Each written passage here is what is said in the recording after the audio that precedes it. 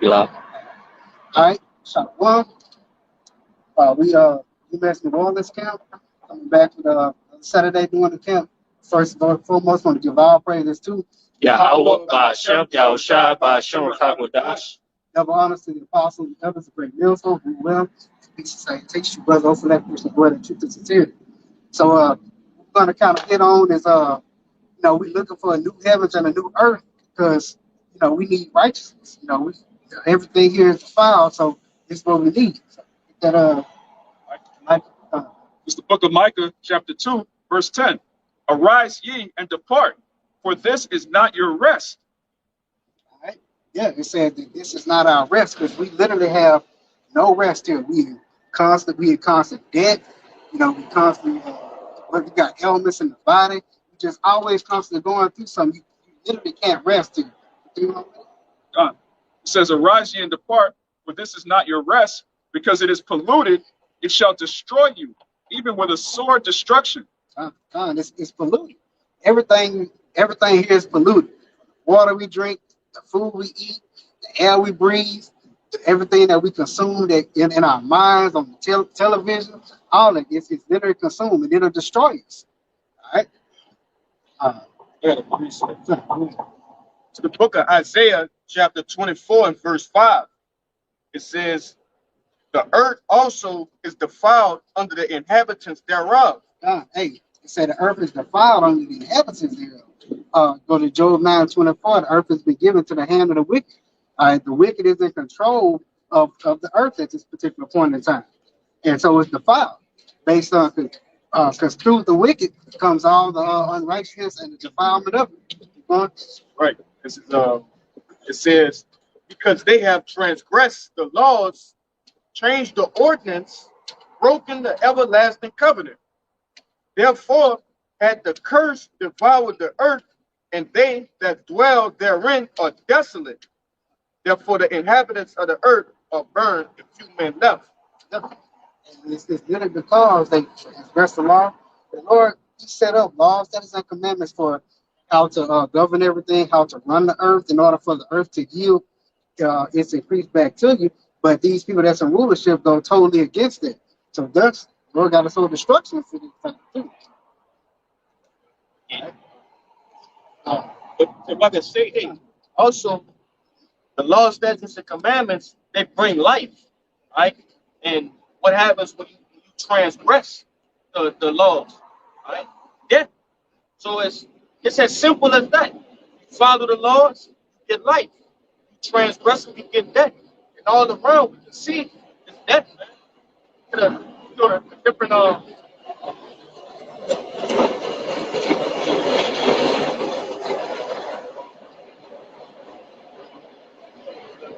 plants, the environment, right? The different animals. All of these things are affected by the choices that these devils make. And that choice is to be contrary to the laws. But Notice how you said transgress the laws brings death. right. What is the sin? Sin is the transgression of the law. And what are the wages of sin? Yeah. Death. That's right, brother. Who's the man of sin? God. Esau. And he's ruling right now. So if the man of sin is ruling, death is going to prevail, man. That's right. We're in the valley of the shadow of death. That's what King David called us. Yeah, back when all y'all brought it up, because it also called the son of perdition. Literally the son of destruction. You want to know who rules in the earth? Just look at the status of the earth. Everybody's sick, people sick, everybody tired, fucked up and depressed. You can just tell who rules. Men and women can't get along. Everybody doped up out of their minds. Gender wars, Class wars. economic war. Everybody's all just at war with each other. I got a precept here. You can break it down. This Isaiah 60:1. Right? It says, arise, shine, for thy light is come, and the glory of the Lord is risen upon thee. For behold, the darkness shall cover the earth, and gross darkness the people. But the Lord shall arise upon thee, and his glory shall be seen upon thee. Yep. And the darkness upon the earth came from the wicked. The wicked literally brought darkness and covered the whole entire earth. Their influence is their influence is literally worldwide, not just here, but across the world. but the Lord gonna take them down at the end of the day. All right, this 2 Corinthians 15:6. For wickedness hath exceedingly polluted the whole earth. Notice it said it exceedingly polluted, not just a little bit, but exceedingly, very high, the whole earth. Go ahead. And their hurtful works of the field. Yeah, like the brother said, man. And who's in charge now? So-called white man, he saw evil. You know, and that's what he loves, man. He loves wickedness, man. You know, like I say, who can make straight? Who's most high make crooked? Roughly paraphrasing. You know, he's the king. He's in charge. You know, like I say, he got this high IQ, but when it comes down to these scriptures, man, he's a dumb based man. You know, he's like, oh, he don't know about this, man. You know, when it comes to fucking eating abominable foods, you know, men sleeping on men and stuff like that. You know, he plays ignorant when it comes to that. But anything else, he's like, oh yeah, I'm the man in control. I got it all together. You know. But we know this man, like you said, he's the man of perdition now, you know? And we know he's into all kind of witchcraft, sodomy, pedophilia, and everything else. And like I said, he pollutes the whole earth with that philosophy, man. Women, you know, ruler of a man, and it's just, everything is just fucked up now, man. The earth is upside down. Yeah. It's Proverbs chapter 29, verse 2. It says, when the righteous are in authority, the people rejoice. But when the wicked bear rule, the people mourn.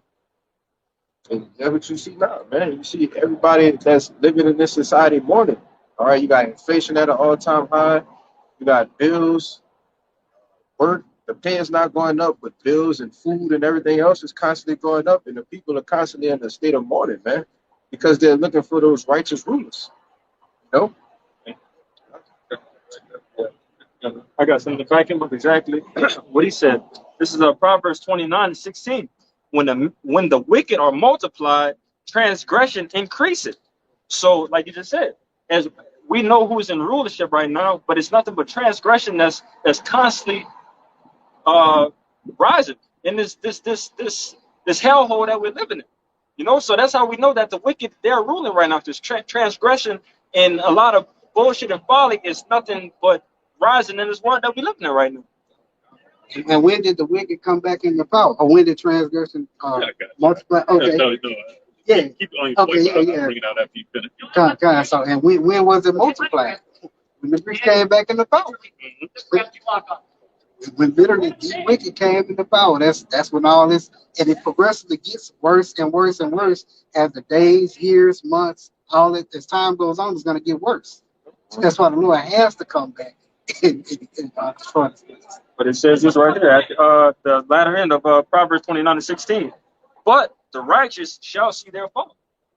So exactly what you said. The Lord has to come back, and He will come back to destroy and bring this hellhole down, man. Because he can't sit still and let transgression continue to rise upon this earth, man. It's Malachi 1. I start from Malachi 1:1. Right? It says the burden of the word of the Lord of Israel Malachi 1:1. The burden of the word of the Lord to Israel by Malachi. It says, I have loved you, saith the Lord. Yet ye say, where hast thou loved us? Was not Esau Jacob's brother, saith the Lord? Yet I loved Jacob, and I hated Esau, and laid his mountains and his heritage waste for the dragons of the wilderness. And He's going to do that again. New Dark Ages. The Dark Ages was the golden age for us. Yep. This is the point I give breaks down. In verse 4, it says, whereas Edom saith, we are impoverished, but we will return and build the desolate places. Thus saith the Lord of hosts, they shall build, but I will throw down. And they shall call them the border of wickedness, and the people against whom the Lord hath indignation forever. The Lord, he literally hates Esau. You know, he calls him the border of wickedness. So wickedness starts with him. You know, you get to that border or something, that's where wickedness is at. Yeah, so right? You're riding on the interstate, you've now entered wickedness. Like that's what it's time, man. That's Esau. Yep. The border. Back up. It's running the Greece and Rome. That's when they built that's the place. They built up that same culture, which you see in America right now. That's why everybody's so fucked up, bro. That's why everything the way it is right now, man. They got people sleeping. It's a legal law to sleep with animals, to marry trees. All right, this type of shit that Esau be allowing to pass. All right, next thing you know, it's gonna be with the gambler, North American man boy, all type of shit gonna get passed under the same law, but it's the same beast. I just a revitalized version of that beast, and it's really more dangerous. Yep. If I could say real quick, I remember I brought this up to you guys probably a good while back, but it was a TV show, a series that came out called Babylon, but it was based off of a club named Babylon. But what they say is, this is Babylon. Welcome to Babylon, where anything and everything is allowed. So it's like it let you know, man. Like, we're in fucking Babylon, modern day Sodom, or spiritually Sodom in Egypt. You hear me? So this is it's nothing but folly and nudeness, and oh man, it's just. Scripture said, vanity and vexation of spirit. Yeah. Just a bunch of random shit just happened, bro. Random wicked shit just happened. It's the spirit this morning. The brother Rai posted the parade route. You have Babylon. There's a parade called Chaos, and Chaos follows Babylon. That's what it said. There's a parade called Chaos that follows a parade called Babylon. It says Chaos follows Babylon. It was beautiful. It's not a coincidence, though. It's not a coincidence. They do shit like that on purpose, man. It's not a coincidence. Esau knows he's the king of Babylon. This devil knows he's the devil. Isaiah 14, this devil knows that's the king of Babylon, all right? It's not talking about a beautiful angel that fell out of the heavens and Lucifer was just jealous of the Most. All of these fairy tales, man. The Bible is talking about real life where we actually live. We're in Babylon right now. This man, the devil, that's Lucifer, all right? And the Most High called him that mockingly. Like, you're the light bearer, but there's all this darkness everywhere. Yeah, and that's the thing. His light is darkness. It's darkness. God. It's the book of Job, chapter 10. I just get to the point, verse 22. It says, a land of darkness as darkness itself, and of the shadow of death without any order, and where the light is as darkness. Right on time. Yeah. As you can see, brother, like these brothers been going into, we just surrounded. We the only, we the only light of this place. The many camps around, Babylon and the different places influenced by Babylon. We are the only little glimmers of light, all right? Which the Lord, He put those lights here. You about to say something? He calls us light shining in a dark place. That's right. The light of the world. And also the thing about light is light and darkness cannot be in the same place at the same time. Because anytime light is shine on darkness, darkness has to flee. That's right. So the light will always be greater and overpower the darkness. And the light comes from the scriptures, comes from Yahweh Shema Shah. All right.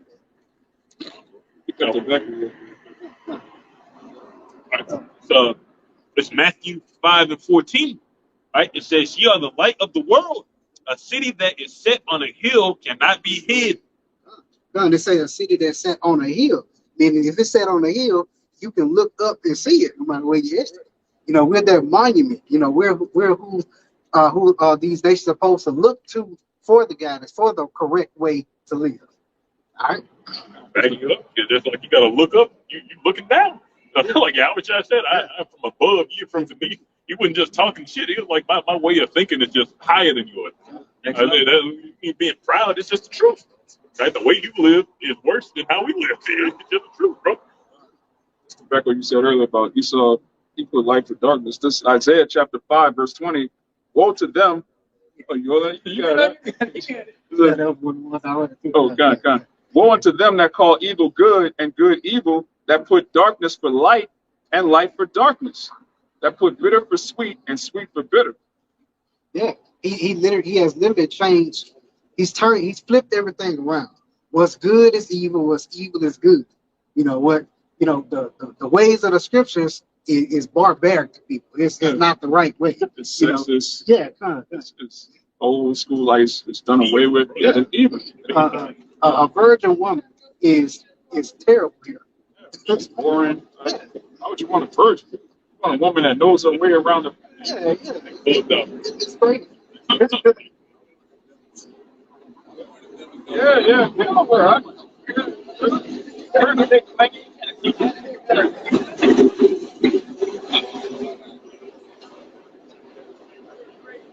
walked out.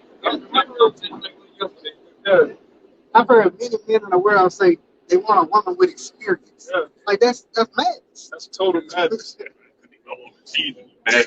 Bro, you fucking degenerate. Yes, it's disgusting, bro. And that let you know how far we fell out from our royal grace, bro. You think that shit cool? Yeah. We losing. We need to get out of here right now. Yeah. We're defiled. Every moment that we spend here, we become more and more defiled. Our minds, our bodies, everything. We got to. I got yeah, back in what you got. I just said, right? It's Malachi 1, and I'll continue at verse 5. You break down, Kyle.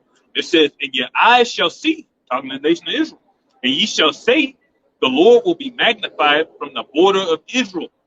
A son honors his father, and a servant his master. If then I be a father, where is mine honor? And if I be a master, where is my fear? Saith the Lord of hosts unto you, O priests that despise my name, and ye say, wherein have we despised thy name?" They literally have despised the name is working in the Lord. They take these scriptures and they call themselves by our name and who they are and defile everything here. You know, when we are the ones that's supposed to honor the Lord. Okay? When they see us and the way we walk and the way we conduct ourselves, they're gonna see the righteous ways. It says, "Ye offer polluted bread upon mine altar, and ye say, wherein have we polluted thee? In that ye say the table of the Lord is contemptible." And that's why people say, bro, "Oh, well, you offer polluted bread. Oh, our way is good enough. It's good enough. The American way is good enough." That's the same thing you're saying. Like you could say you're father the devil. That same vibration Esau do, all the way to the starts, the way his mannerisms, the way he live, the way he do shit, everything. It just takes. That's what 2/3 is. You just a supreme Edomite, man. You better be an Edomite than an Edomite is being an Edomite. If I could back you up, like you said, we are supposed to be the people that everybody's supposed to follow. But still, to this day, we are still those people. But the only difference now is that we are still mentally following behind Esau and these other heathens. So we follow under their customs, and we make their customs look cool to still make people follow us. That's not plugged out. Like, what the fuck? So that proves to you, once we get back into our right minds, once we get rid of this flesh, and we're at one with Yahweh Shem Yahweh Shai, everything is going to be perfect around this thing, man. And I know y'all brothers say all the time, even at our lowest estate, we still have such great influence on these people. Yeah. You know I'm the kid. Yeah. This is Sirach 10 and 31. He that is honored in poverty, That's how much right. more in riches? Come on. And he that is dishonorable in riches, how much more in poverty? Good. I mean, that's plain word. You know, we honoring the poverty. Come on now. We gonna be even greater when we get in our kingdom. Yeah, just like the heathen follow us now. Yeah. How much more will we actually have authority in the world? Yeah. When we actually have the authority, literally have the world. Because right now, the world was given, it's made for our sakes. But like Scripture say, we don't have the inheritance. You know what I'm saying? We can't enjoy the fruits of the world. But we can. Oh, the people gonna love us. Something real quick before I do this. This is still in Sirach 10, starting at the top. A wise judge will instruct his people, and the government of a prudent man is well ordered. As the judge of the people is himself, so are his officers, and what manner of man the ruler of the city is, such are all they that dwell therein. A wise judge gonna instruct his people in wise ways. And what is the true wisdom is these scriptures. Right? And the true judges of the earth are the Israelites. And of course, Yahweh Shai is the top judge there too. All right. And as the judge of the people, Slaki, as the people are, the judges, so you know what I'm saying? So these people walk around here with that degenerate mentality because the leader or the judge of these people is a degenerate. All right?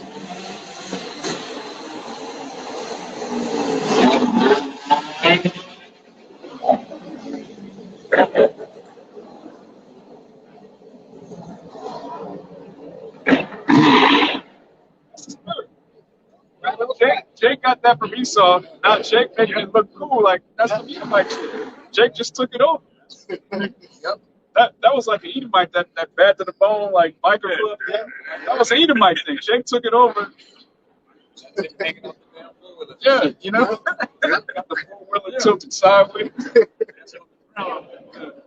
Yeah, it's damn near back. Okay. Yeah.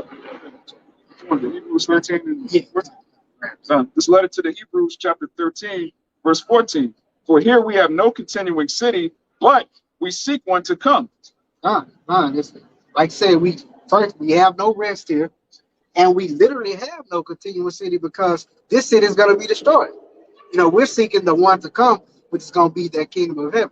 So therefore, we're looking for all this to be destroyed. It needs to be. In order for the righteousness to come, this has to go. Got to go through this to get to it. God. So, Proverbs 29 and 16, the wicked are multiplied transgression, so like your transgression increases, but the righteous shall see the fall. God. It came out again now. That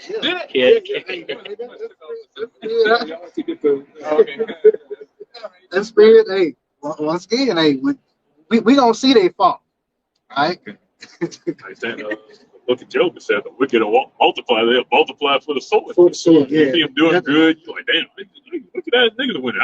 Esau of all people winning, bro. If he's gonna go about to kill him, that's all it is. Yep. I got one right here. Like That's why you see the population of the earth increasing, you know, even more and more than it is, because the Lord is literally placing these spirits back down here for their judgment.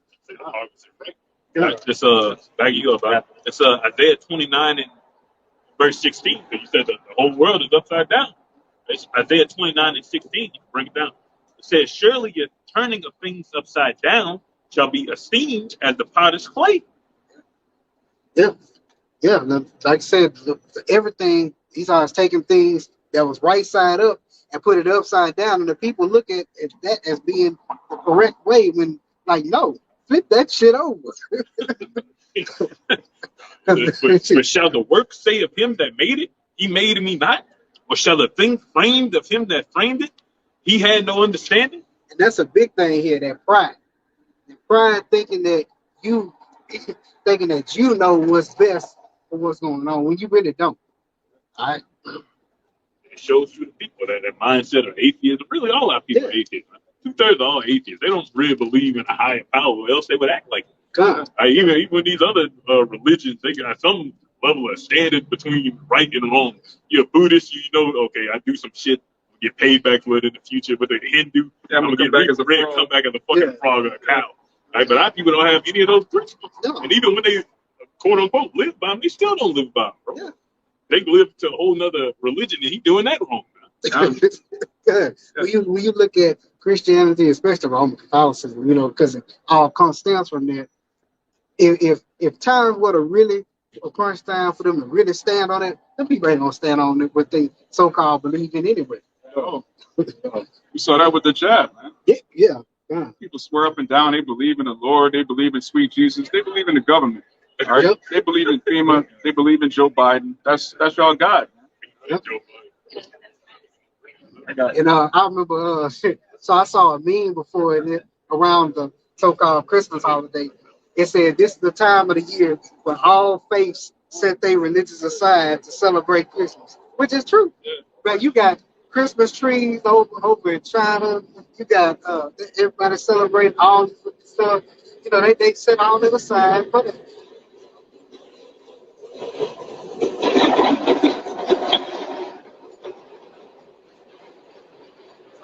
So at the end of the day, whatever Babylon the Great tells you, that's what they go with. It don't really matter what they believe. So therefore, that's why backing up the point is all the people are atheists. They don't believe in nothing. If you don't really believe in this, you won't believe in anything, really. This is Isaiah 31 and 1. It says, woe to them that go down to Egypt for help and stay on horses and trust in chariots because they are many, and in horsemen because they are very strong, but they look not unto the Holy One of Israel, neither seek the Lord. Got it. God, They literally go to Egypt, which is this is spiritual Egypt. They go down here, look for help, like you just brought out. They look for the jab and see what's happening now. All of a sudden. But that's because they went down there for help. All right. The book of Isaiah. Hold on. Oh, so you got it. Okay. Sure. It's the book of Isaiah, chapter 3, and verse 11. It says, as for my people, no, slack. Woe unto the wicked, it shall be ill with them, with him, for the reward of his hands shall be given him. Hey, and he sowed wickedness, so he shall reap wickedness. And that's talking about Esau Edom. It says, as for my people, children are their oppressors, and women rule over them.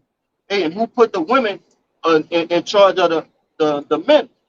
The Edomite, all right? This cuck, okay? This sodomite, this pedophile. And as it said, this child, man, all right? It says, O my people, they which lead thee cause thee to err and destroy the way of thy paths. Hey, and ultimately, man, hey, even the 2/3 is instilled in them because they are Israelites to do the right thing. Okay, if they didn't have a wicked force pushing them to do evil, they wouldn't do evil. All right. But Jake got some type of conscience, when they doing stuff, even if they don't go with, what the spirit's telling them, they know when they doing something off. Oh, shit. Take a so you looking at the videos, they've been locked up for X amount of years, did some shit. Yeah, I know I'm fucked up. I know I ain't right. They're like, what are you doing it for this, man? That's just in you to do it. That's all it is, bro. Right.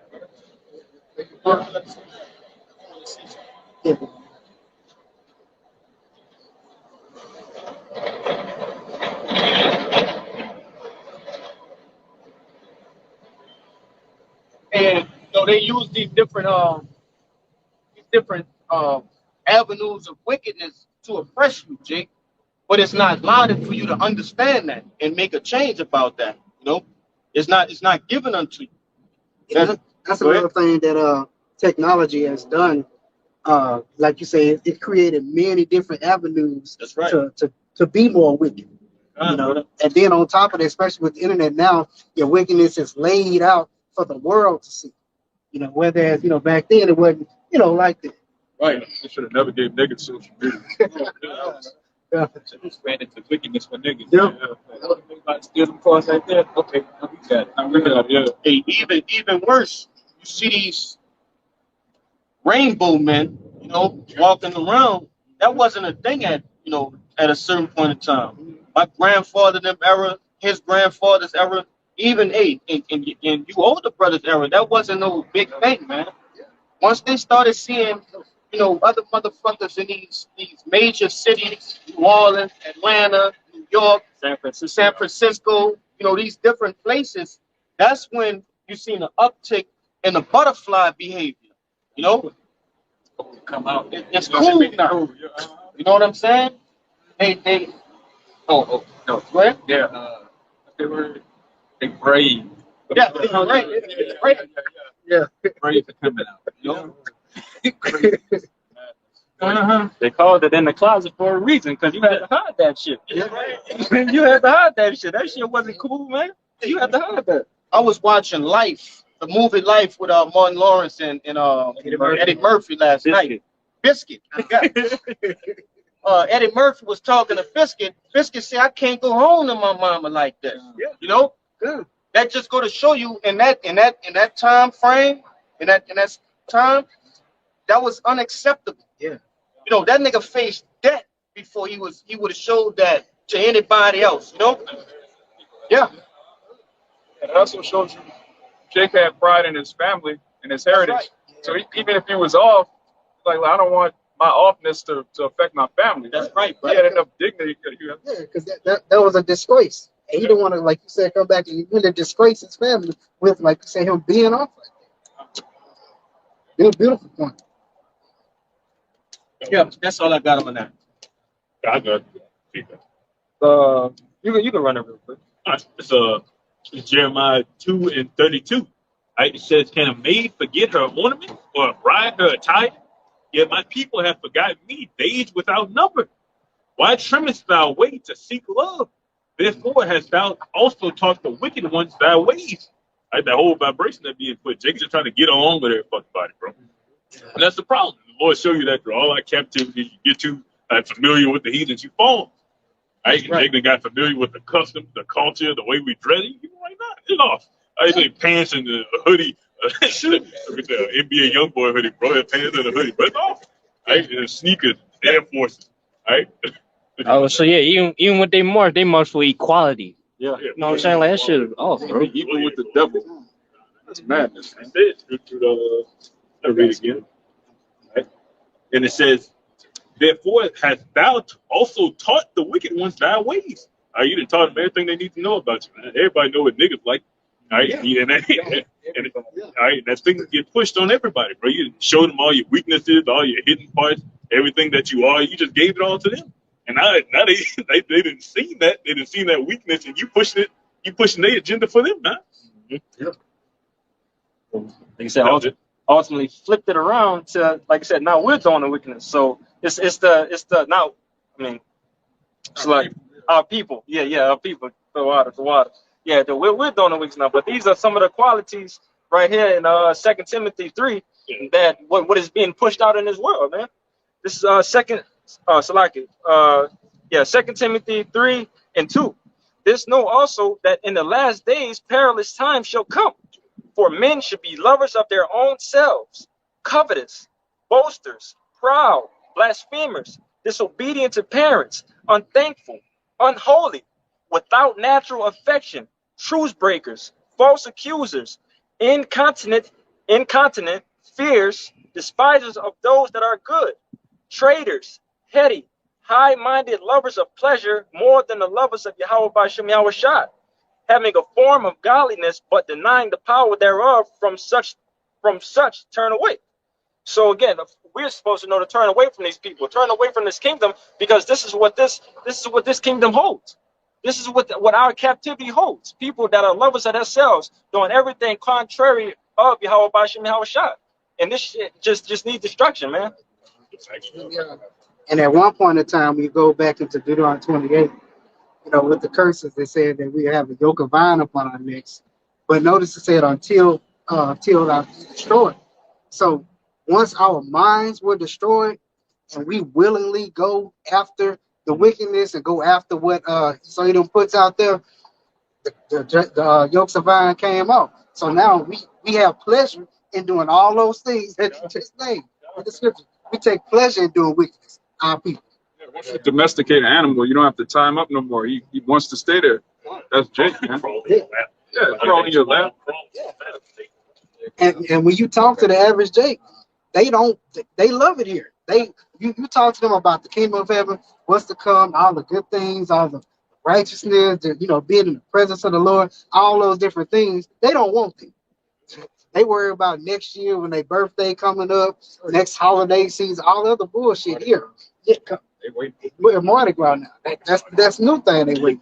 They wait for just more and more wickedness. They love it here. Finally setting great dignity. Yeah. But to answer that point you just made, though, our people, they like to praise Abraham Lincoln, but it was the Most High that took them yokes of iron out by our neck, man. Going back, like I said, back to Deuteronomy. Nobody else, like saying the so-called white man didn't save you again. He didn't destroy you either. It was the Most High that did it, man. He's in control of everything that happens to the nation of Israel. So you get all worked up and say, "Oh, he freed the slaves." No, man. This man, Abraham Lincoln, fucking hated niggas, man. That's a whole different story there. But the so-called white man will never love Israel. It just ain't in him. What's the saying? I forget where I heard this from, but it's obviously correct. That we're not personal slaves anymore, but we're corporate slaves. So we didn't move on to another level of our captivity, man. But the word employee goes back slave. Social credit, charging you on your carbon output, bro. You're trying to control everything you do. The amount of water you use, how many steps you take in a day, how many breaths you take. Right? So you want to be like the Most High. Yeah, that's the whole point of this man's MW0, man. He wants to literally be the Most High. He wants to control everything that you do. He wants to keep track of everything you eat, everything you drink. He wants to keep track of how many footsteps you're taking in a day, man. But you know, you 2/3 out there, you're just not gonna get it on this side, you know. And this, you bring this out real quick. It's Jeremiah chapter 4, verse 22. It says, "For my people is foolish; they have not known me. They are silent children, and they have none understanding. They are wise to do evil, but to do good they have no knowledge." You know, and to do good you have no knowledge, man. You don't have no knowledge of the laws and statutes and commandments and what you're supposed to be doing, all right, trying to please the Heavenly Father. The word silence goes into stupid, man. The Lord literally called you stupid. You're a stupid children, you know? And neither do they want to understand it. Yeah. They, like I said, they enjoy this lust. They love the feeling. Like I mentioned last night. You know, I had a Jake around me that said, "I'm not here for a long time. I'm here for a good time." You know, that's how they treat this life. They don't see that this is a captivity that we're in, and that we're punishing, that we are being punished, and that we need to do the work to be found blameless of Yahweh Bashim Yahushua. Like I said, 2 Peter, they're willingly. The reason they can't see it's captivity because they didn't compromise. They didn't sold out already. Yeah. Of course you ain't struggling. Oh, but it looks like y'all in this bad situation like this financially, dealing with this, dealing with that. That's just because we got more integrity than you. It's not a skill thing. It's not a skill gap or intelligence gap. We just have more integrity. We're not going to sell out to the so-called white man. All right? Now, backing y'all brothers up. I got you, Kalai. It's just a definition of that word. We've been saying this word, degenerate. Right? Google definition.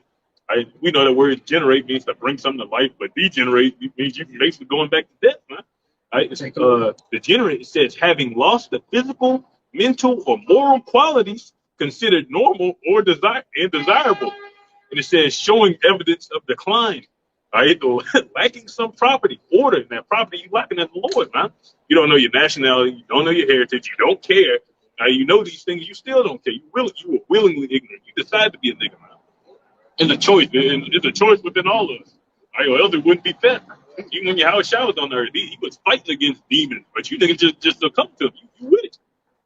If I could, I just want to make a quick point, you know, because this truth has been pushed throughout the four corners. It's not going to be an excuse to saying, well, I didn't know, I didn't have a chance to repent. No, everybody had a chance to repent, right? You know, it's not going to be an excuse. And you made a beautiful point, brother. You know, you got men who willingly bow down to the so-called white man. You know, but wanted to bring out a brief precept, an account. Shalaki. This is the first Maccabees 1:11.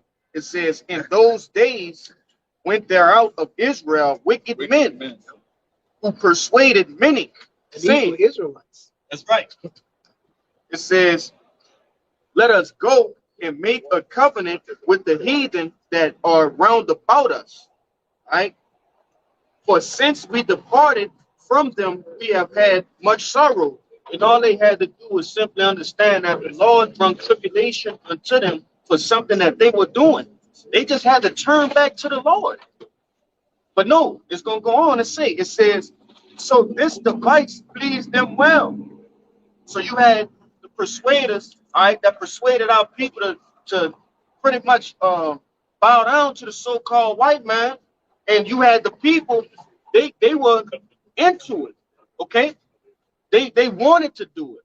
They say, "No, that's a good idea," you know. But listen, it says, "Then certain of the people who, Salakia, then certain of the people were so forward herein that when they went to the king who gave them the license to do after the ordinance of the heathen, whereupon they built a place of exercise at Jerusalem, according to the customs of the heathen." And us up here, we know what that was, all right? These gymnasiums, okay? They were butt-ass naked in those gymnasiums, doing all kinds of abominable action now, man. You're doing the same thing today. That's right. You're a freak, guy. He a freak monster, you know? It's like it, bro. And we go on TikTok, you go on YouTube, all you see is hoes and yoga pants. Those are basically That's naked. right. That's damn near naked. Man. You in yoga pants. That's right, brother. See all the woman's shape, all that stuff. Yeah.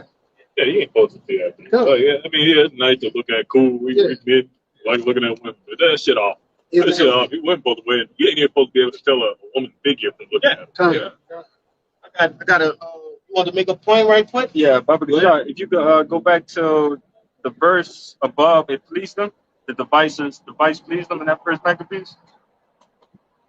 John.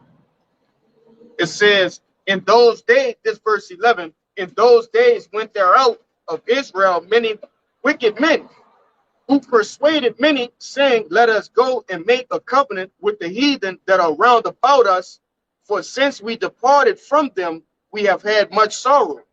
God, like I said, and you can hit the next part too after. It says, so this device pleased them well. God. So again, like I said, our people, they figured that what the law was putting us through at that time was just, obviously it was hell, because they was going against the law, statutes, commandments. You're going to go through that. But like I said, it pleased them to go with the heathens and do nothing but folly and bullshit with them, and the shit pleased them. The devices pleased them. And you could obviously see that to what's going on right now. Again, harping on that, it pleases our people in this world to do wickedness, to do everything contrary of Yahweh by Shemal Shah. So like I got fucking simple. I got one last line. It says, verse 15, jumping back down, it says, and made themselves uncircumcised. Right? They made themselves uncircumcised. Okay? They knew something was wrong and they willingly did it. All right? It says, and forsook the holy covenant and joined themselves to the heathen and were sold to do mischief. And who that sound like? Our people, man. You have forsook the holy covenant, the special covenant, okay? The separate covenant that the Lord made with us, man. All right? The Lord, hey, and that's why you niggas going through everything that you fucking going through now, man.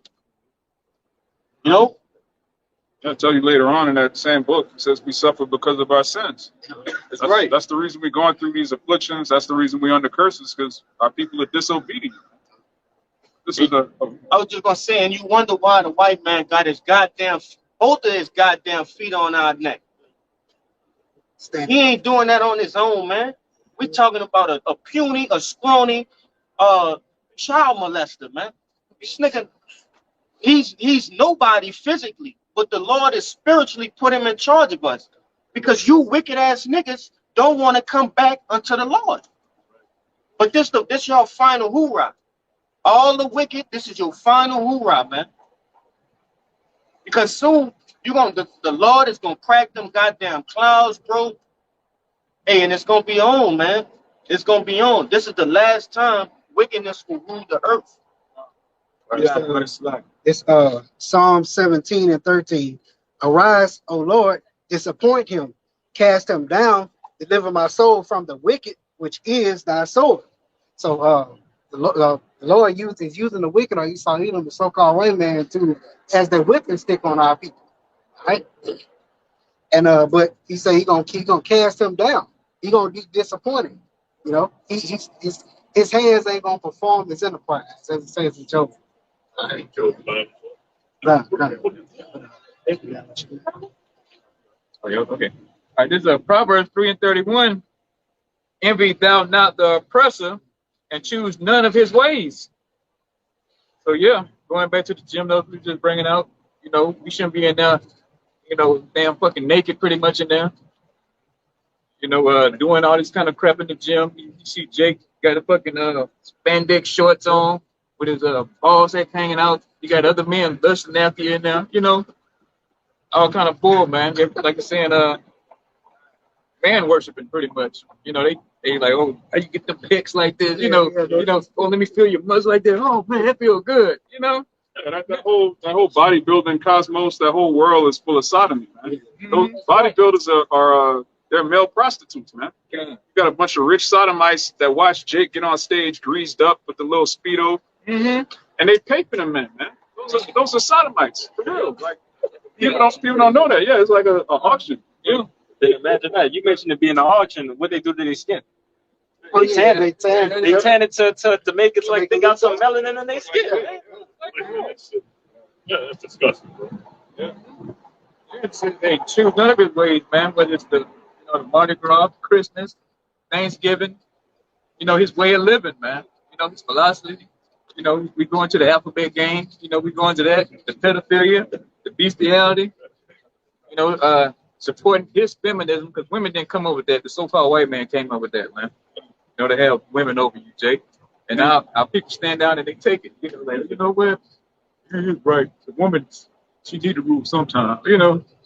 If I could say, that's the same shit that the serpent came to Eve with in the garden, man. That's the same shit. That feminism shit, man. Mm-hmm. If she knew that she needed Adam, come on, that's obvious, man. Mm-hmm. Right? And these women know that they need their men. But it's all the accolades that come with being a feminist, whether it's voluntary or involuntary, because a lot of these women don't even know that they are feminists. What did the serpent tell Eve? Oh, you could be like God. Women hear that like, wait a minute, I could be like the Most High. I could have these niggas worship me. That was that fruit, man, not an apple. All right, that's not in the Bible. All right. Yeah. And sure, and here they are today, over us, man. You got Esau, you got the women, man. All of us. Yeah. Especially these goddamn single mothers. They out here destroying every fucking thing, man. They got to be stopped, man. They carrying on with the goddamn wickedness, man. Appreciate what you just said. Okay, come on. It's Jeremiah 31:22. It says, "How long wilt thou go about, O backsliding daughter? For Yahweh had created a new thing in the earth. A woman shall compass a man." See it everywhere on the plantations. Hey, like you're saying, women, they are actually being worshipped now. They idols now, Yeah. Everywhere you go, especially that OnlyFans. That's fucking worship city right there, drooling. Like that little bitch I was talking about her earlier today. What's her name? The Cash Me Outside chick? Yeah. She turned 18. She got like $1 million in OnlyFans. Yeah, she's like 55 some million account now. Here is this little bony, scrawny little thing, and niggas falling crazy over there. You got it. So I'll go say who the main people that worship these women, man. Jake. Yeah. Jake, bro. You're right though, yeah. And Jake, gonna put the woman on the pedestal every time, man. And here they are. We're oppressed by the so-called white man and oppressed by the women, man. Not only did You don't think about it. not only did Jake put him on a pedestal, but obviously Esau got him on a pedestal too. I was just reading an article about Gabrielle Union. It came out about her that she felt like she was able to cheat on her NFL husband because she was the breadwinner. So that's what Esau puts on the table to women. Be that boss bitch. Once you be that boss bitch, you could control everything. The world is yours. And everything is unto you. Because at the end of the day, so-called men need women. Nothing but folly. Yeah. Yeah, I just wanted to drag him over. You ain't listening. You finna get free. I ain't shadow like that. He be crushing Jake. I just wanted to make a quick point on what you said because that's all the setup though. Because at the end of the day, when all hell break loose and I was literally about to say what you just said. all hell break loose and shit hit the fan, all of you alpha females, all right, all of you independent women, y'all gonna be looking and pleading to cleave to a man of the Lord in that day. The scripture said the Lord, he'll make a man more precious than fine gold, man. And so when these things happen, all your OnlyFans money is not gonna be worth nothing. All your $150,000 CEO job that he done gave you, it's not gonna be worth nothing. The only thing that's gonna be worth something is a man of the Lord in that day, man.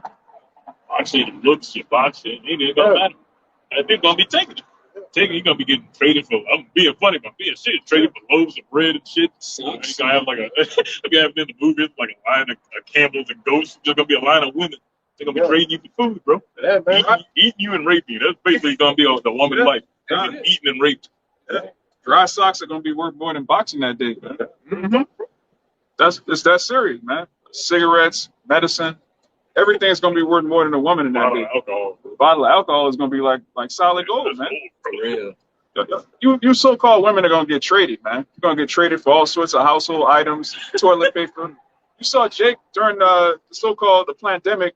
Jake fighting over toilet paper. Yeah. How much more in that day? There's nothing in the shelves. Walmart's empty.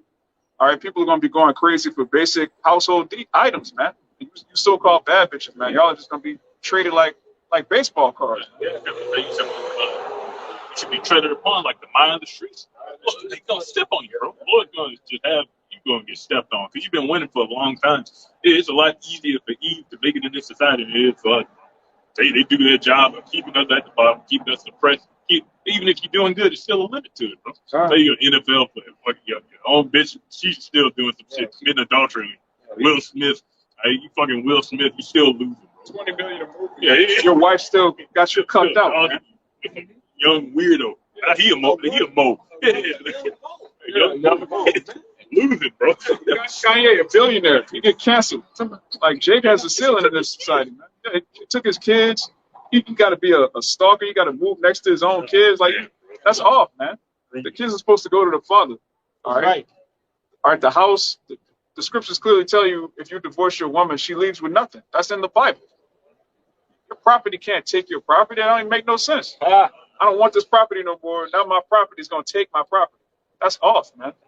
Yeah, but the first thing a woman do when she's ready to go, I'm taking my children with me. Yeah. That's the first thing they do. I'm taking my children. Yeah, bro. That's madness. That's madness, you know? Yeah. Got one. That's that one. Yeah, okay. It's Isaiah 28:15. It says, because ye have said we have made a covenant with death, and with hell are we at agreement, and you have made a covenant with death. And our people as a whole have made a covenant with death. Right? Whatever Esau for it, Jacob for it. It don't even matter what it is. Whatever agenda Esau push, Jacob just for it. Because why not? It's going to give us the love of the soul, trimming your waist. It's going to give us the love of the world right here, man. So you need to be worried about the love of Yahweh Shem Yahshua, because that type of love is going to stop you from dying. Okay?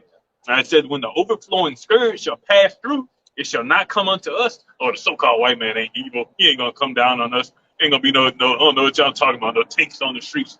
Yeah, I'll sound like conspiracy theories. Right? That's what our people say.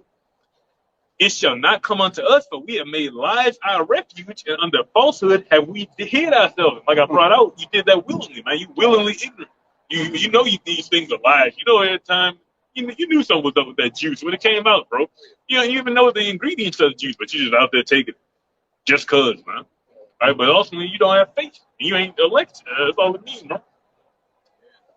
That's our people, man. They under that charm, under that spell, man. Esau Edom, whatever you get on that TV and say, our people soak it up, you know. And then along with that, you get in the ear of the woman, tell her to get in your ear back at the house. The Israelite man, oh, we need to do more shopping. No, we need to sit down and talk. Let's talk about this, but things you need to do. You know what I'm saying? Yeah. It ain't nothing she need to do, but you always fucked up. You know what I'm saying? Fell away. Oh, you can finish. I just think we didn't completely fell away from our royal state. Yeah, royal state. We losing right now, man. Shit is not supposed to be a woman. It's just dealing on some simple shit. Dealing with a woman. You're supposed to be upset that woman ain't a virgin, bro. Just simple shit like that. Right? You're supposed to be we literally supposed to be the best at everything. Right? But look at the situation we struggle for basic necessities. Right? You got to compromise to an extent to even deal with a woman. Right? The basis of the earth is above you. You losing. You got to get out of this situation, bro. And the only way you're going to want to get out of this situation when you realize it's a problem that you're in this situation. Right? You got to start adding them.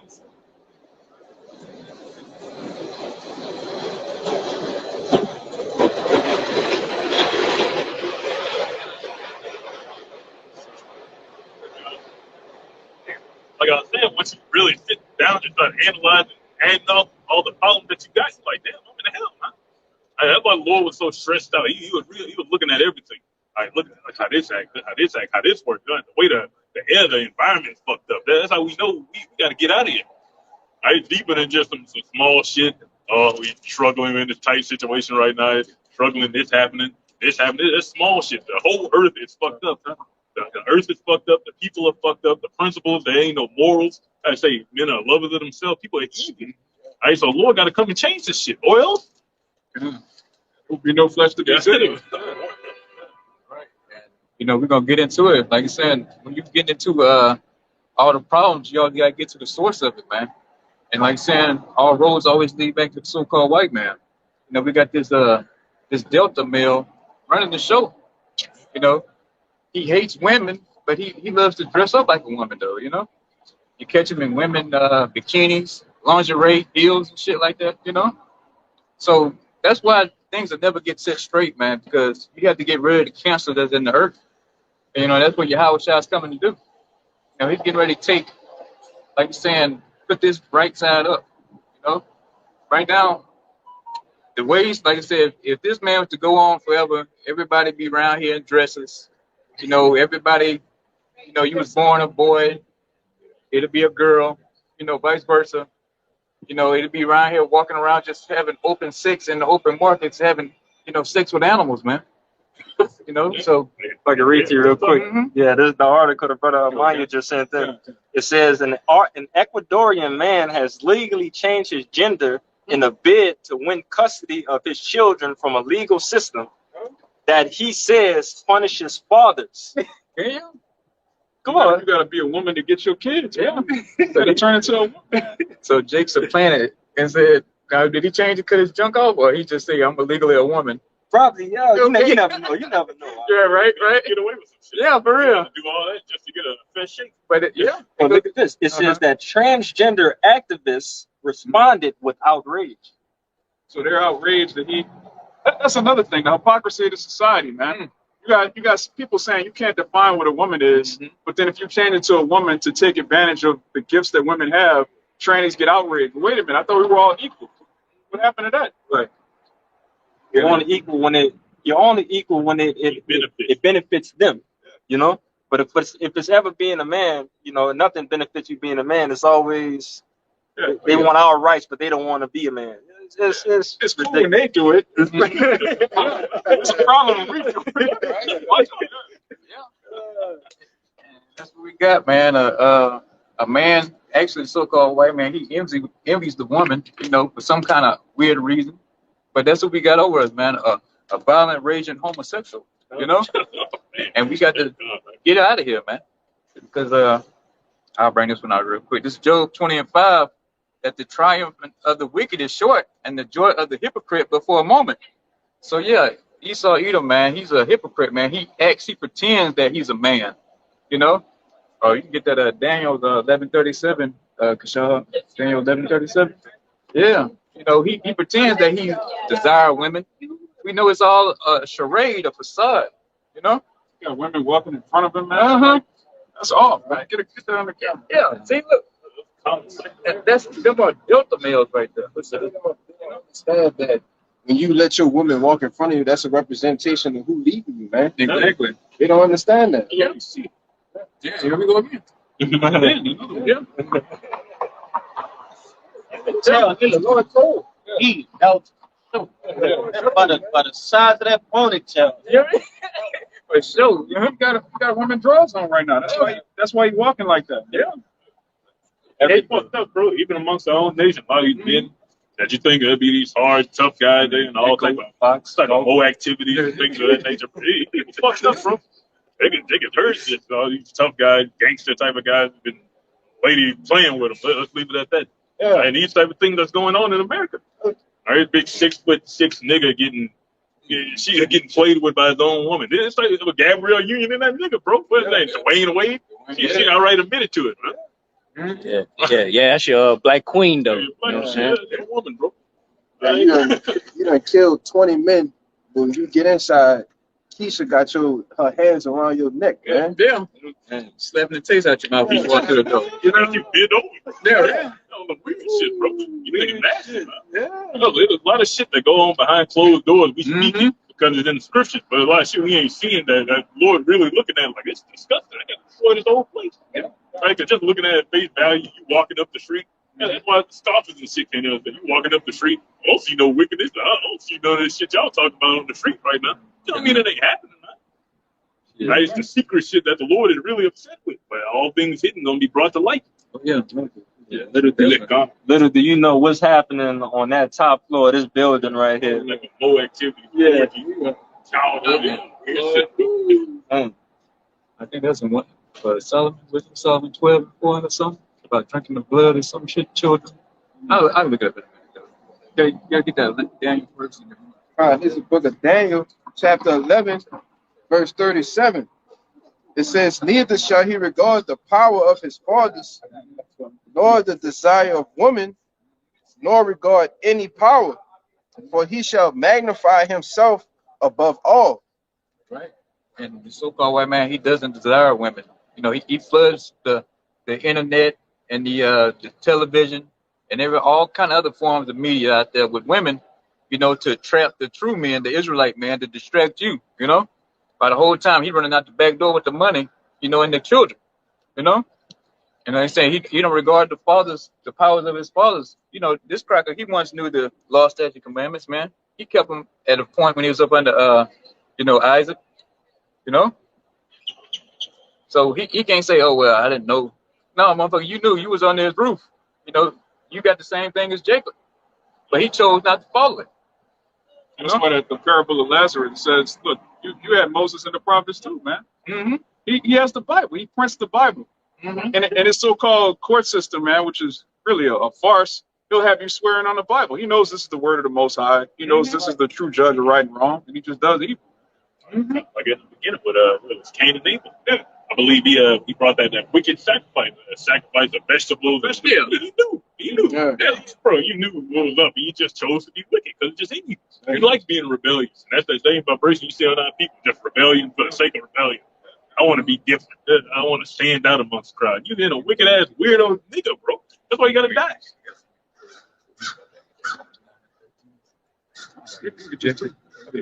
Okay, done. Yeah, and like you said, he knew, man. He had these laws. He understood it. He read it, you know. So he saw there won't be no excuse in that day. Like I said, he magnifies himself against everything. You know, he's the man. He's the power. You know, that's what he wants to look up to a damn homosexual, pretty much, man. You know, we're not going for it, and that's what you see out here. This remnant of men that was chosen by Yahweh Shem Yahushua. Now you can fucking follow your ways, like I brought out earlier. You know, envy not thy oppressor and choose none of his ways. And that's what we're saying. You know, he had us in a charm. We was betwixt by him earlier, you know, but the Most High woke us out of that shit. You know, and here we are standing on our fucking 2 feet now and saying, fuck all that, Esau. You know, we don't want to be like you. We don't want to walk around with a smooth booty face. Yeah, that's who's ruling over. Yeah. Pedophile weirdo.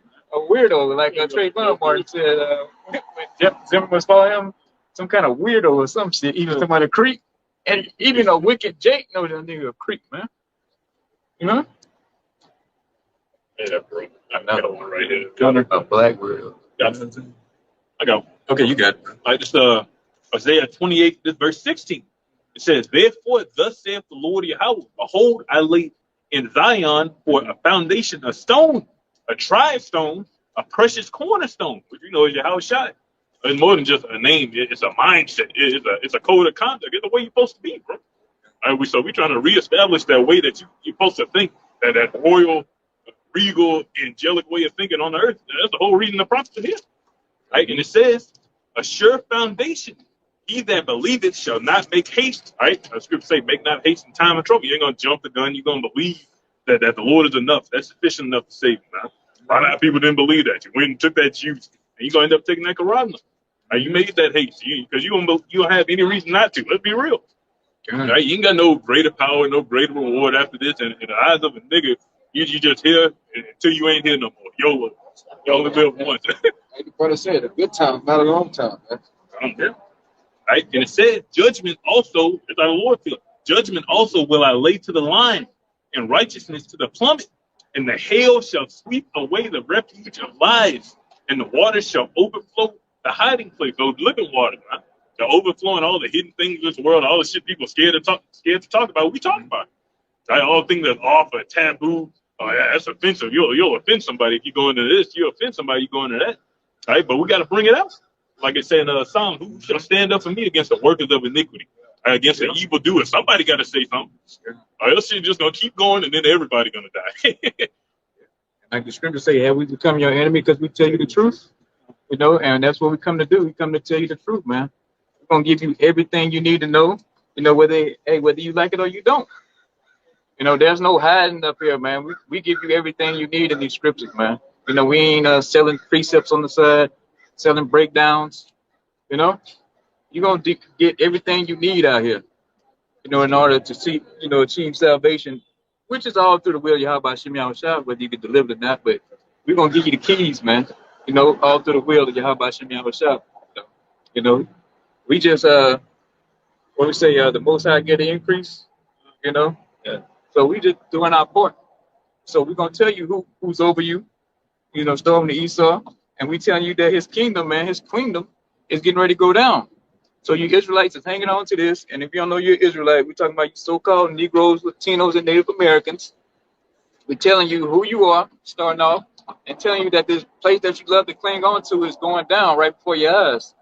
You know, more and more recession talk, the brothers putting in the WhatsApp, you know, and then you got the disinformation committee coming up.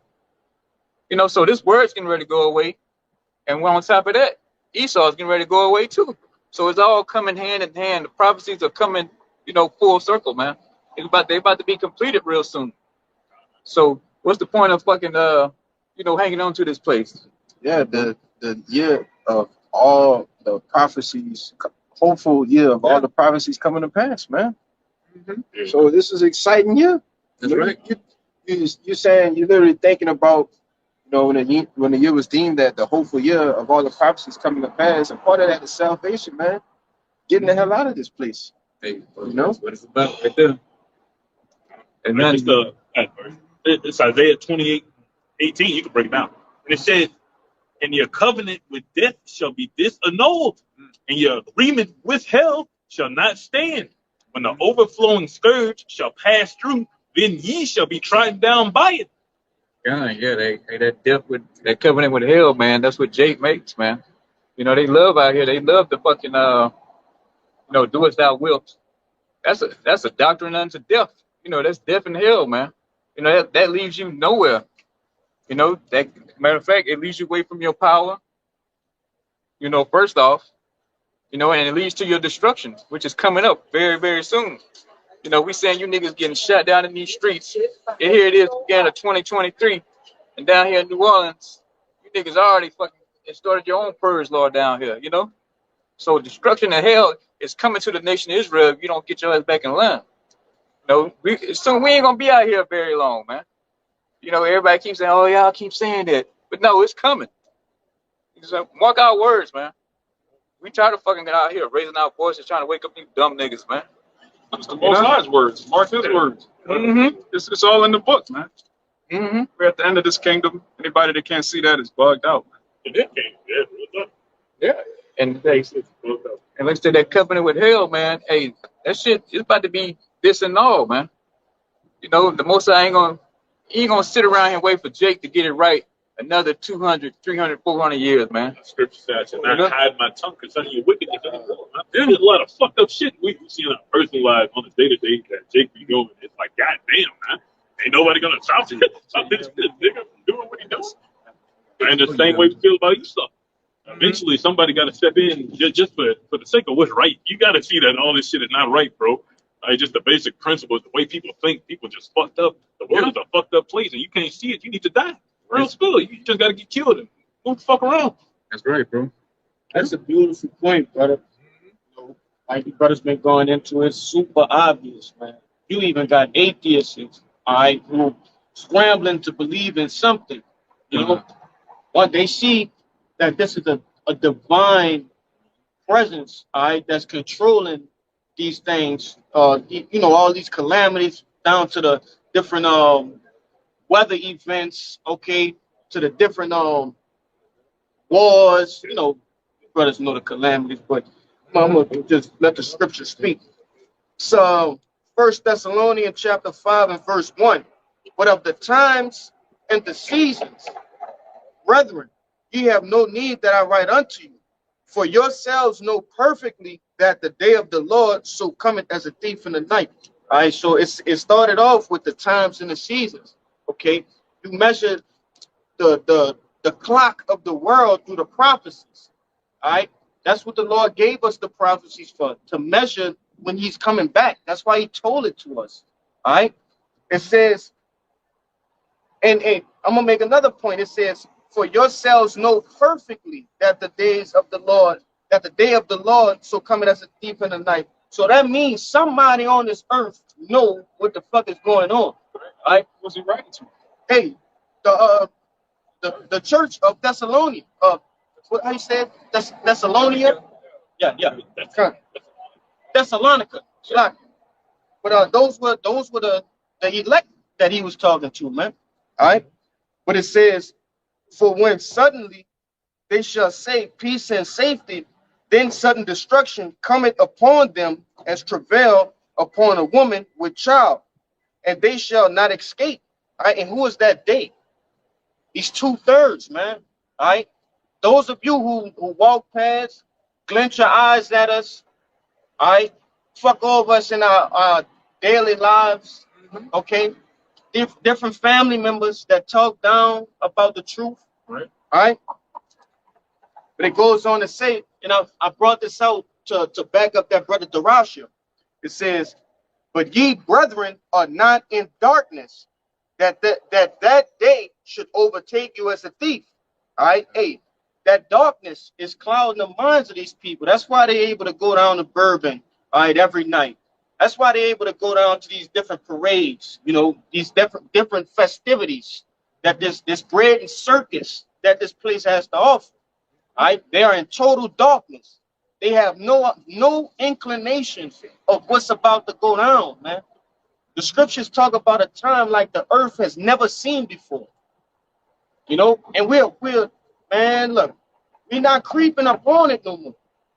All right, though it tarry, wait for it. You know, It shall not tarry. it shall not tarry. While you niggas sleeping upon your beds, all right, frolicking around with your woman and shit, man, prophecies are happening. Okay, things are being put in place to oppress you niggas further. All right, but I'm gonna let me get it up there. This verse 5. Ye are all children of light and the children of the day. We are not of the night nor darkness. And why is that? Because we have been given that understanding by Yahweh by Shem Yahshua to discern the times and the seasons. All right, we know this shit is over with. We in the last the milliseconds of time, man. World War III, hey, it started already. It's in a soft stage right now, man. It just haven't been declared. All right? Televised. Right, televised. You're right, brother. Well, that's just over here. Yeah. And Them niggas own it. yeah, in China, they're telling their troops that they're at war with America. That's In Russia, they're telling their troops we're at war. But here it's like, oh, that's crazy. World War III ain't never gonna happen. Not in Ukraine. You know, but now we got a few troops in Ukraine now. You know, they say that now. You know, That's or right. they assisted. You know, no, it's fucking troops being killed over there now. You know. That's like I was saying the other day, like our country is constantly at war. Yeah. Awesome. Mm-hmm. I got a couple more verses.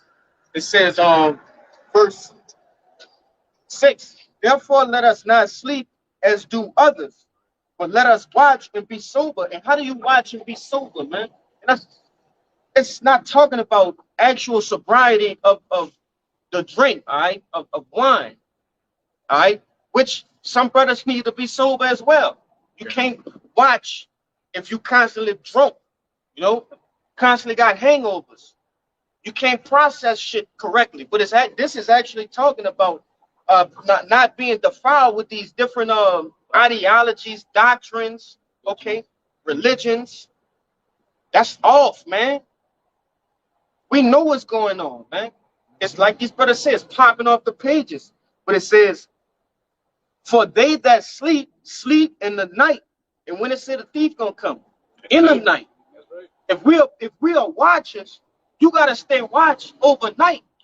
The enemy not going to come at you just in the daytime. You can see him from afar. The enemy going to come at night when he could creep up on you. Sound asleep. You know? Mm-hmm. It says, and they that be drunken are drunken in the night. So you having a good time, you know?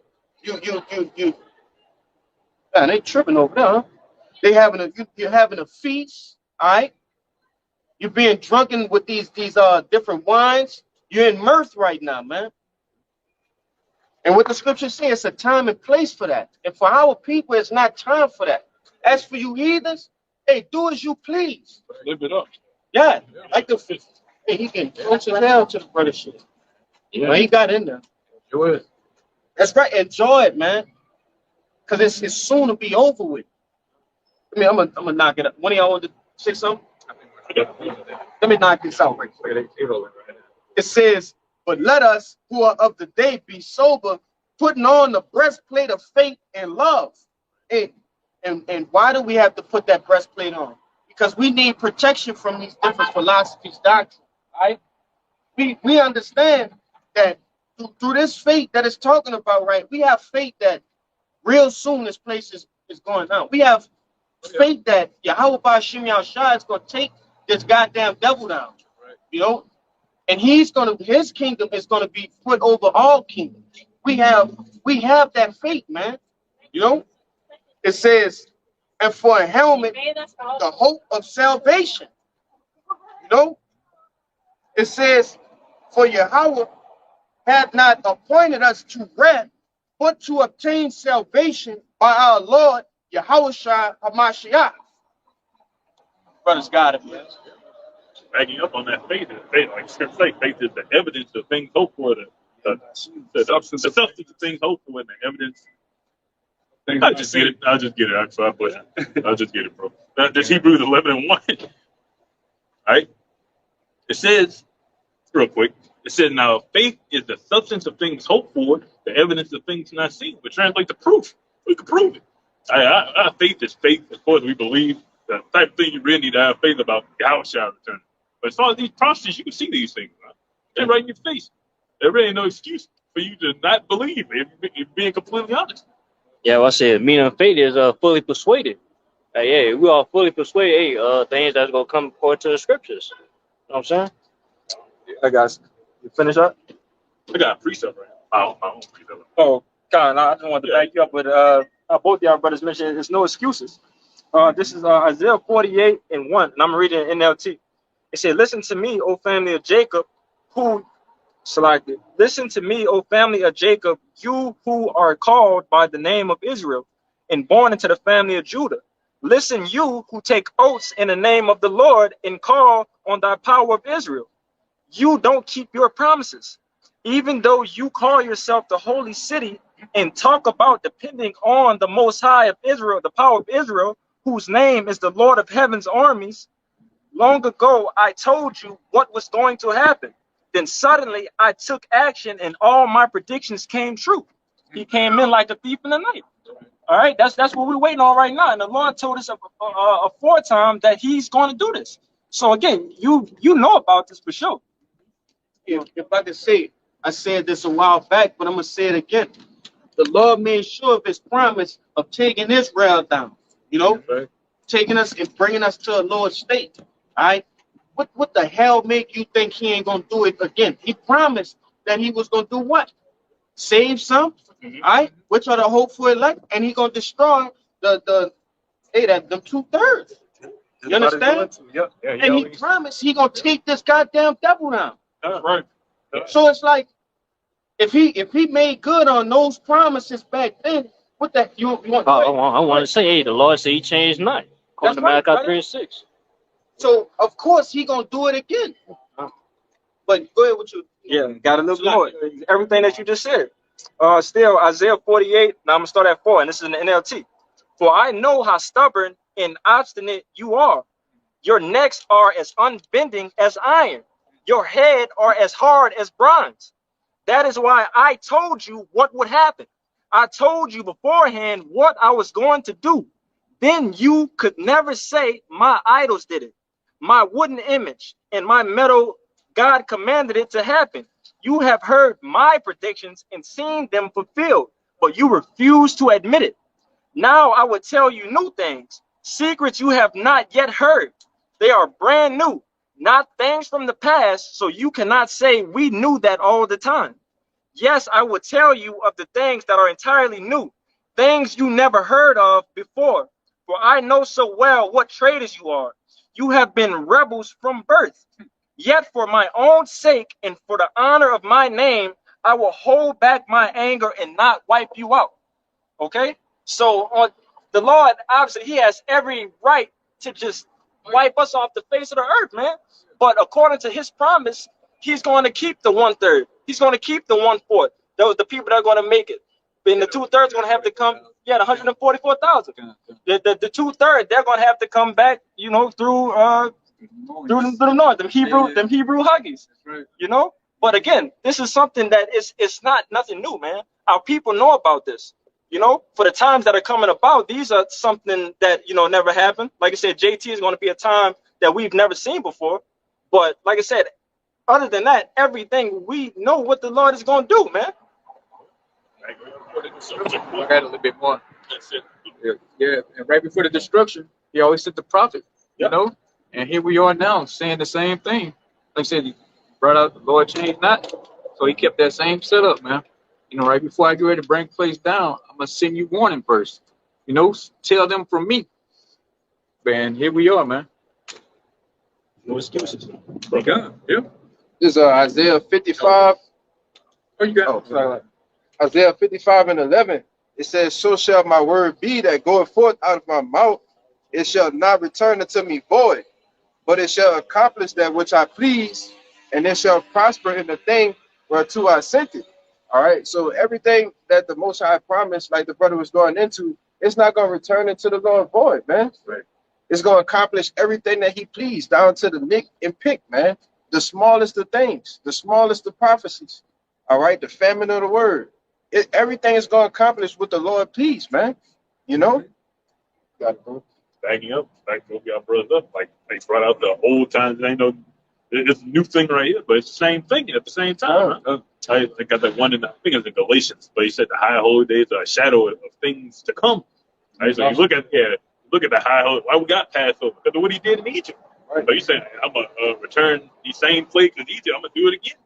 The Lord already tell you how things go. The prophets come, destruction. The prophets come, destruction.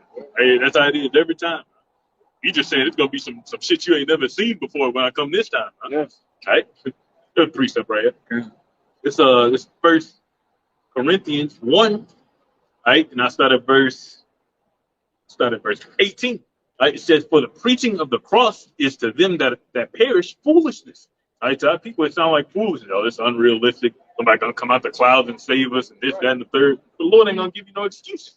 Better yet, when you look at different movies like Independence Day, people look at us when we explain what the chariots are and say, "Man, you think it's a crazy."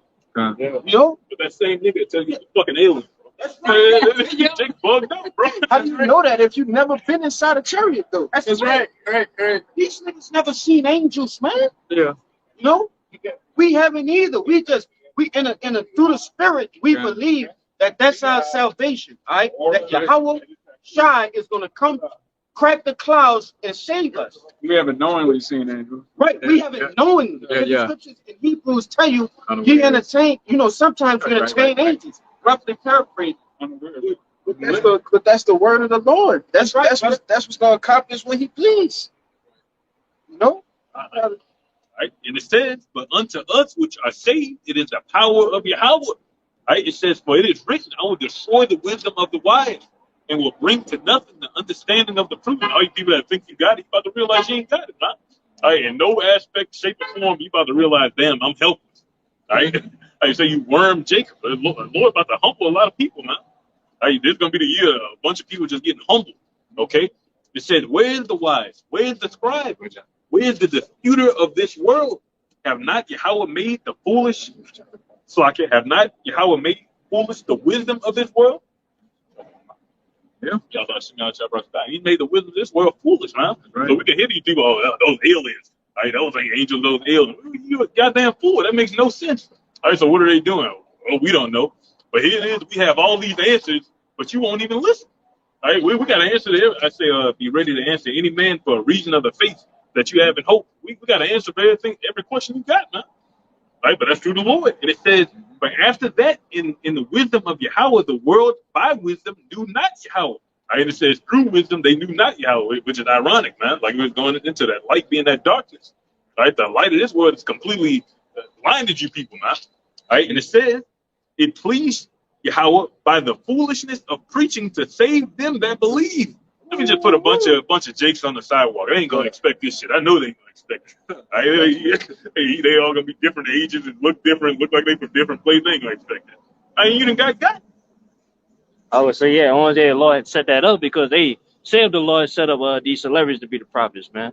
People go give glory to to the celebrities, man. Faith wouldn't be necessary, Yeah. bro. Yeah. Going off with the season. Oh, you winning right now. I want to win too. I'm gonna be like him. That's as simple as it goes. As deep as it gets. Yeah. When Yahweh Shai came and was walking the earth, he wasn't no super tall, you know what I'm saying, Morris Chestnut looking motherfucker, man. So he was low, he was beat. Come on. I said on the back of the ass, man. As he came here for on purpose. Yahushua was the smartest, most intelligent, most capable individual on the earth. Real talk. If he would have, let's say Yahushua was on the earth right now, he would have pursued, I want to be an MMA fighter. He would have been the best at that. I want to do this. He would have been the best at that. Yeah. Whatever he would have pursued, he would have been the best at. But he was able to humble himself to that extent. Yeah, even like, Satan offering them, the kingdoms of this world. You only had to be the king. All the potential you got. That's the thing. Shit, he's not gonna come with. Right, that's how you get these niggas that be playing these sports and shit, bro. Look at all the potential you got. You could dunk a ball from the half court line. Yeah, now you got it. Right, because you trusted that he could give you more than the Lord could give you. But I got a couple more verses. Okay, all right, and it says, for the Jews require a sign. And that's how people are. They require a sign. How can we prove these things and you can't show us? Which we can show you. You just don't want to listen. Just looking at the sign right now. The prophecy is taking place on earth, man. You can see World War III. It's in the prophecy anymore. It's happening. Right? You can see the famines, right? The plagues. Okay, you just can't see. But like bro's going into in America, they just on a different wavelength, bro. They on some dumbed down. But you don't know what's going on in the rest of the world, right? And it says, in the Greeks seek after wisdom, because that's that shit Esau came with, man. And when we talk about the Greeks, we're talking about Hellenized people. But they seek after wisdom, the technicality, the science behind shit. Right? But you can't even get that far. It says, but we preach Yahushua Mashiach crucified unto the Jews a stumbling block. To our people, it's a stumbling block to this day. All these different camps that just can't accept Yahushua, man. You want to be Yahushua. Watching this video with Nate, he got the fireball in his hands and shit. You want to be Yahushua. Right? And it says, and unto the Greeks, it says, unto the Jews a stumbling block, and unto the Greeks is foolishness. Right, but you people that are so-called learned in the world, you consider this foolishness. No, that's a bunch of bullshit. There's a bunch of myths and fables. That book was written by a so-called white man. Then they laugh and walk off, bro. Right? And it says, the last verse, it says, but unto them which are called, both Jews and Greeks, Yahushua Mashiach, the power of Yahweh, and the wisdom of Yahweh, man. But we know, because we didn't came out of that world, everything you could teach us, we got it, bro. Right? Through the Spirit. I know boasting, but the Lord then gave it to us. Let's say it like that. All right, so we know we got the right answer. There's a 1 Corinthians 4:10. We are fools for Hamashiach's sake, but ye are wise in Hamashiach. We are weak, but we are strong. Ye are honorable, but we are despised. So yeah, we have become fools out here, and like the brothers are going to, hey, we are that stumbling block to about Israel, man. You know, we not up here with our suits on up here. You know, we ain't bragging about how many degrees we got, what kind of, university we went to and all this kind of stuff. So it's a big stumbling block because all them niggas, they used to go to those, seminary schools or they call them? Cemeteries. Yeah. We ain't bragging about, we came up under TD Jakes, Creflo Dollar and all that. So that's a big stumbling block to you niggas out here, man. Because how can the Lord be dealing with men of all different ages, different backgrounds, all kind of social status, whatever you want to call it in this place, and be preaching the word and not go to school for it, and that's a real big shocker. You didn't go to school for this? Like bringing up that Greece. Like, that was the whole big thing in Greece, the education system. That's all this college shit. Yeah, you need that degree and shit. Fraternities, all that weirdo shit comes from.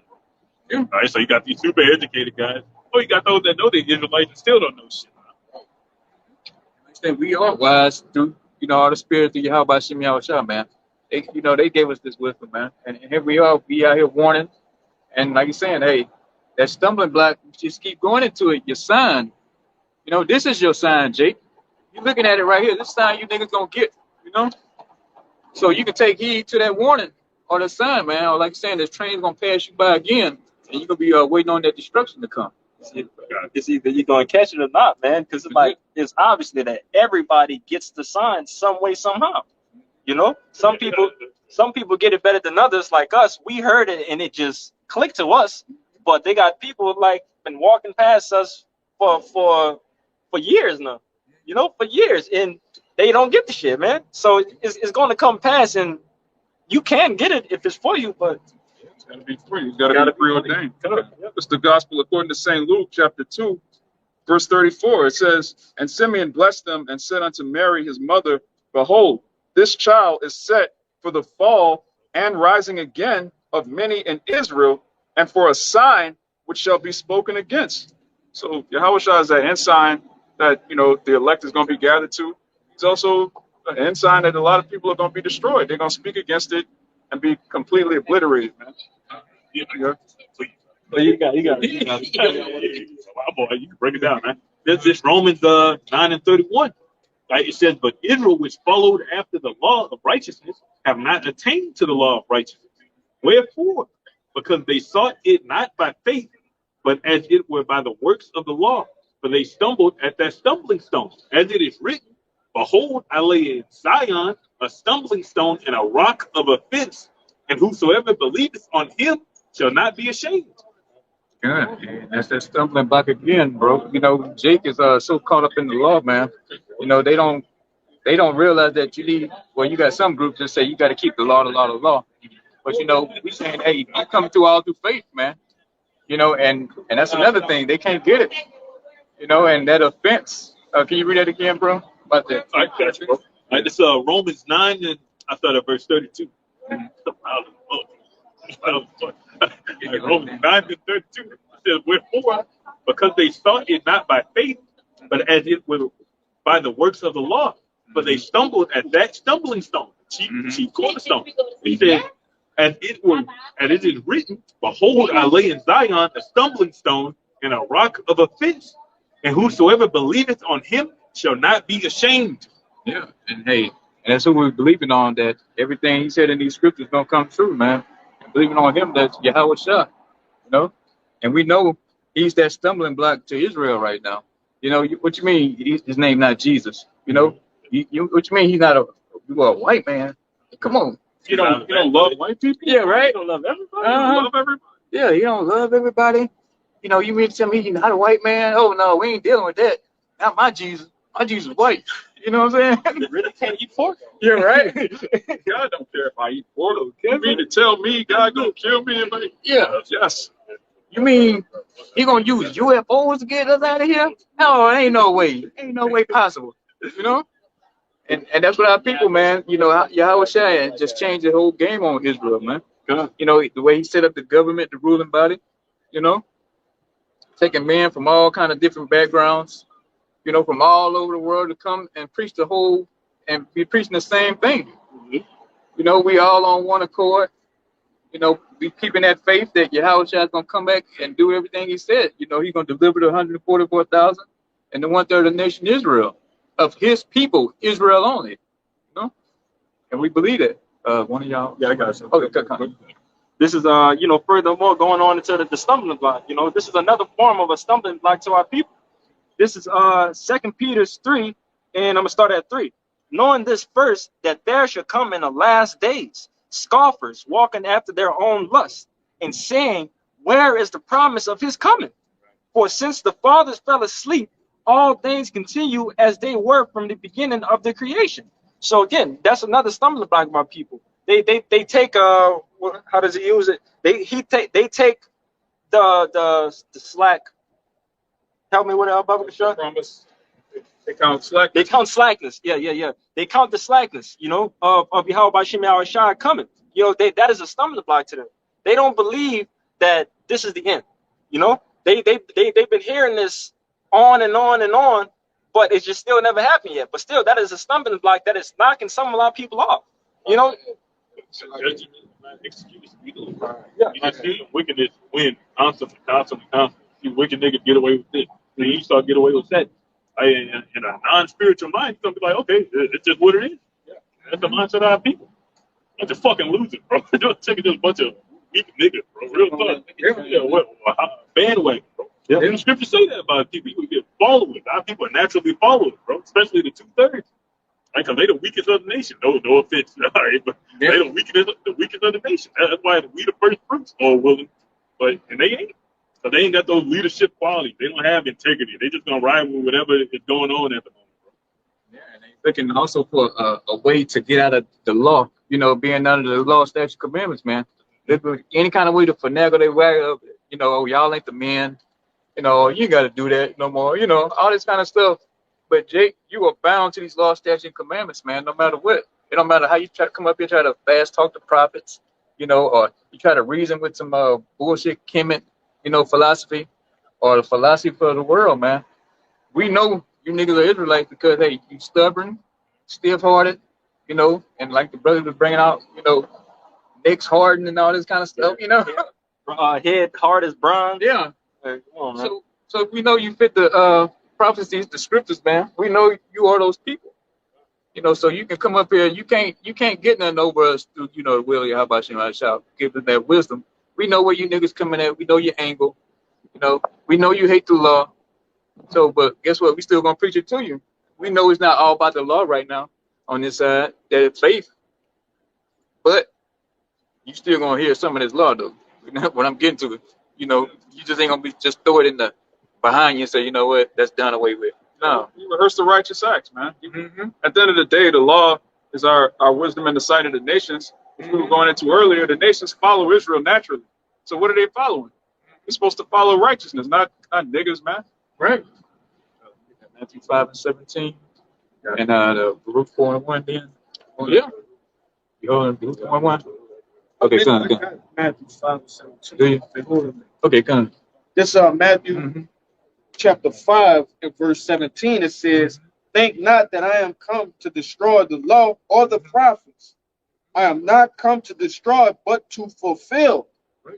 For verily I say unto you, till heaven and earth pass, one jot or one tittle shall in no wise pass from the law till all be fulfilled." Hey, and what it say? It says till heaven and earth pass. When you go to the book of Ecclesiastes, it tells you that the earth abideth forever. All right, so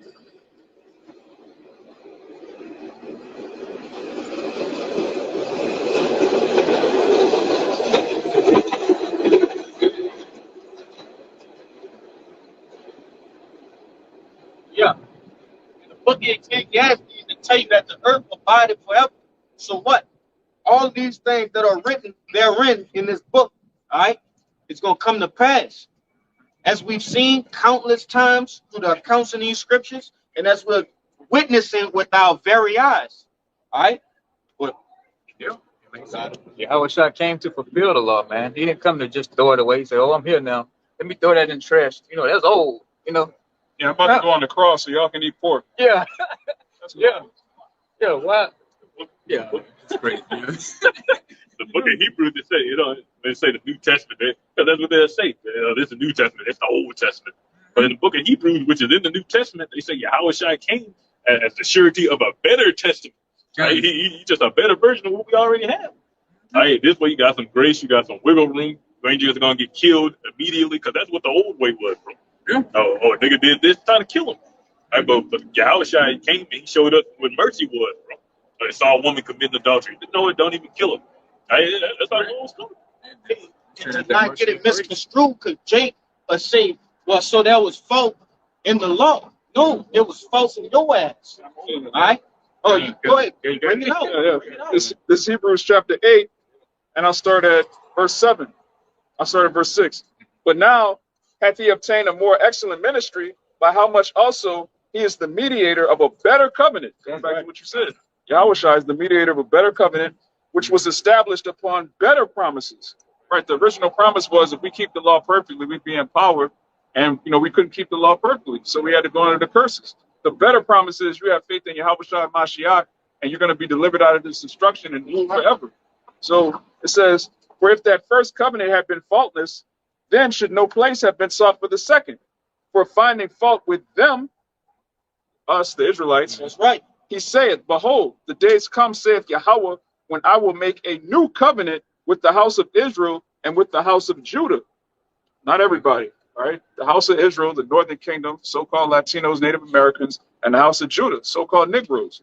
It says, not according to the covenant that I made with their fathers in the day when I took them by the hand to lead them out of the land of Egypt, because they continued not in my covenant, and I regarded them not, saith Yahweh. For this is the covenant that I will make with the house of Israel after those days, saith Yahweh.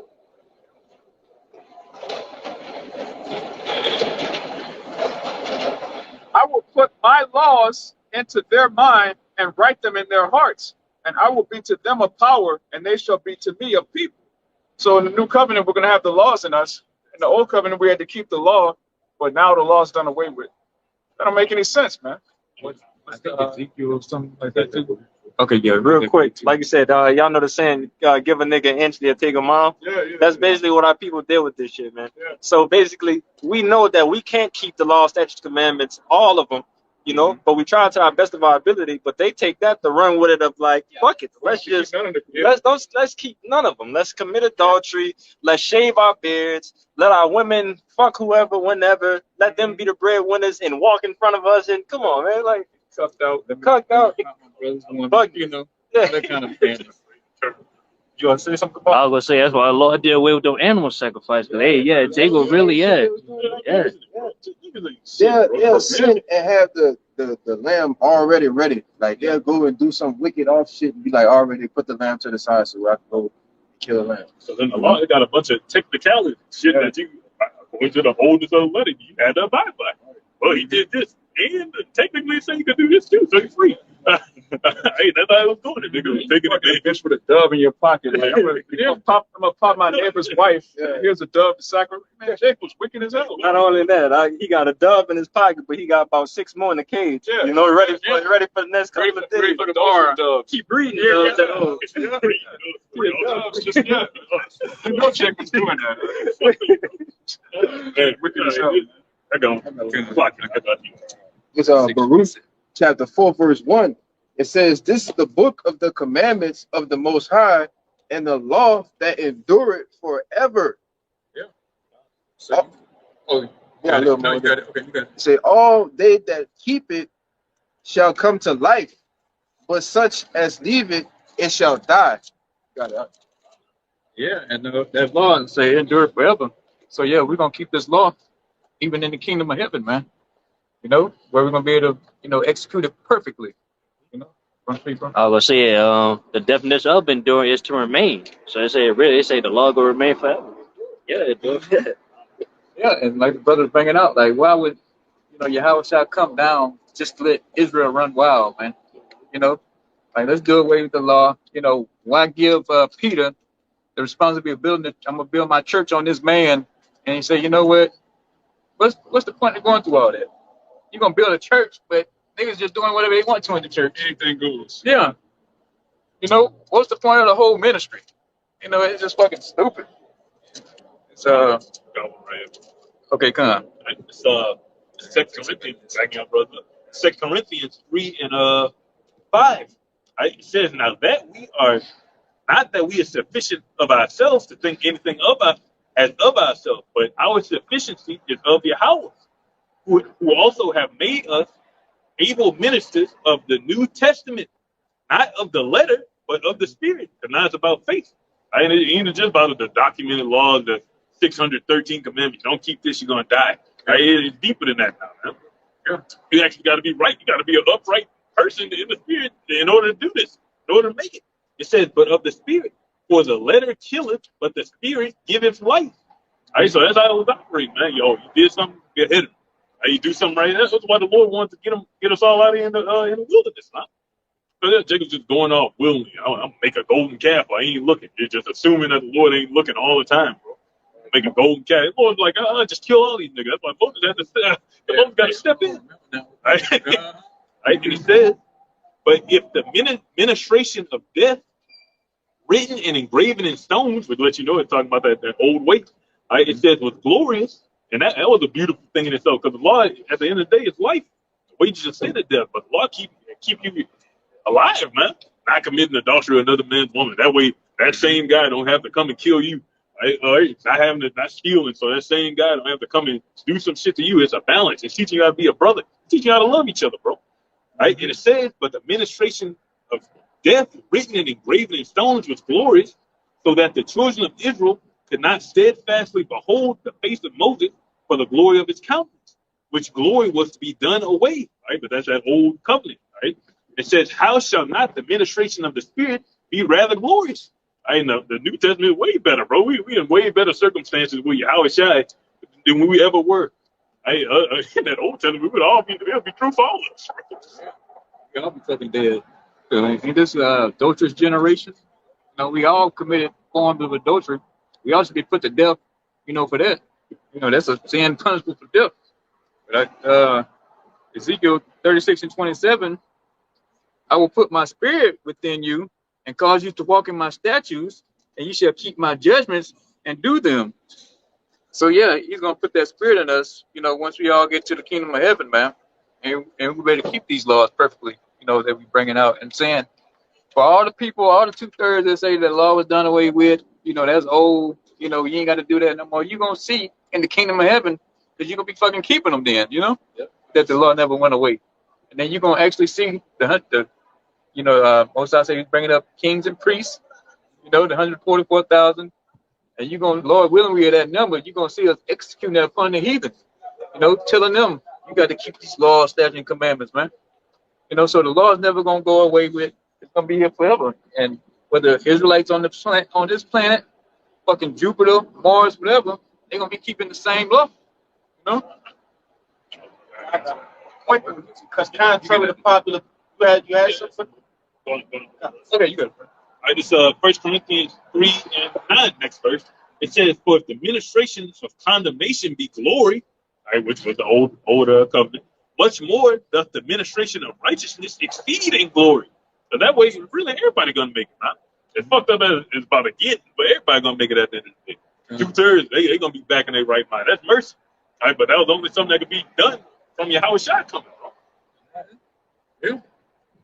Now that you got it. Hey, but contrary to popular belief, you got a lot of people that, like you brothers clearly been bringing out, that feel like they don't have to, like they can pick and choose what laws to, laws and statutes and commandments to abide by. You know what I'm saying? But this is the book of Judges, chapter 5 and verse 11. They that are delivered from the noise of the archers. And what are the noise of the archers? Right? Those ICBM nuclear missiles that are real soon gonna get launched, right, to destroy this wicked ass place called Babylon the Great, and along with other various places upon the face of the earth. It says, in the places of drawing waters. And what do drawing waters represent? All right, work and enslavement. All right, it says, there shall they rehearse the righteous acts.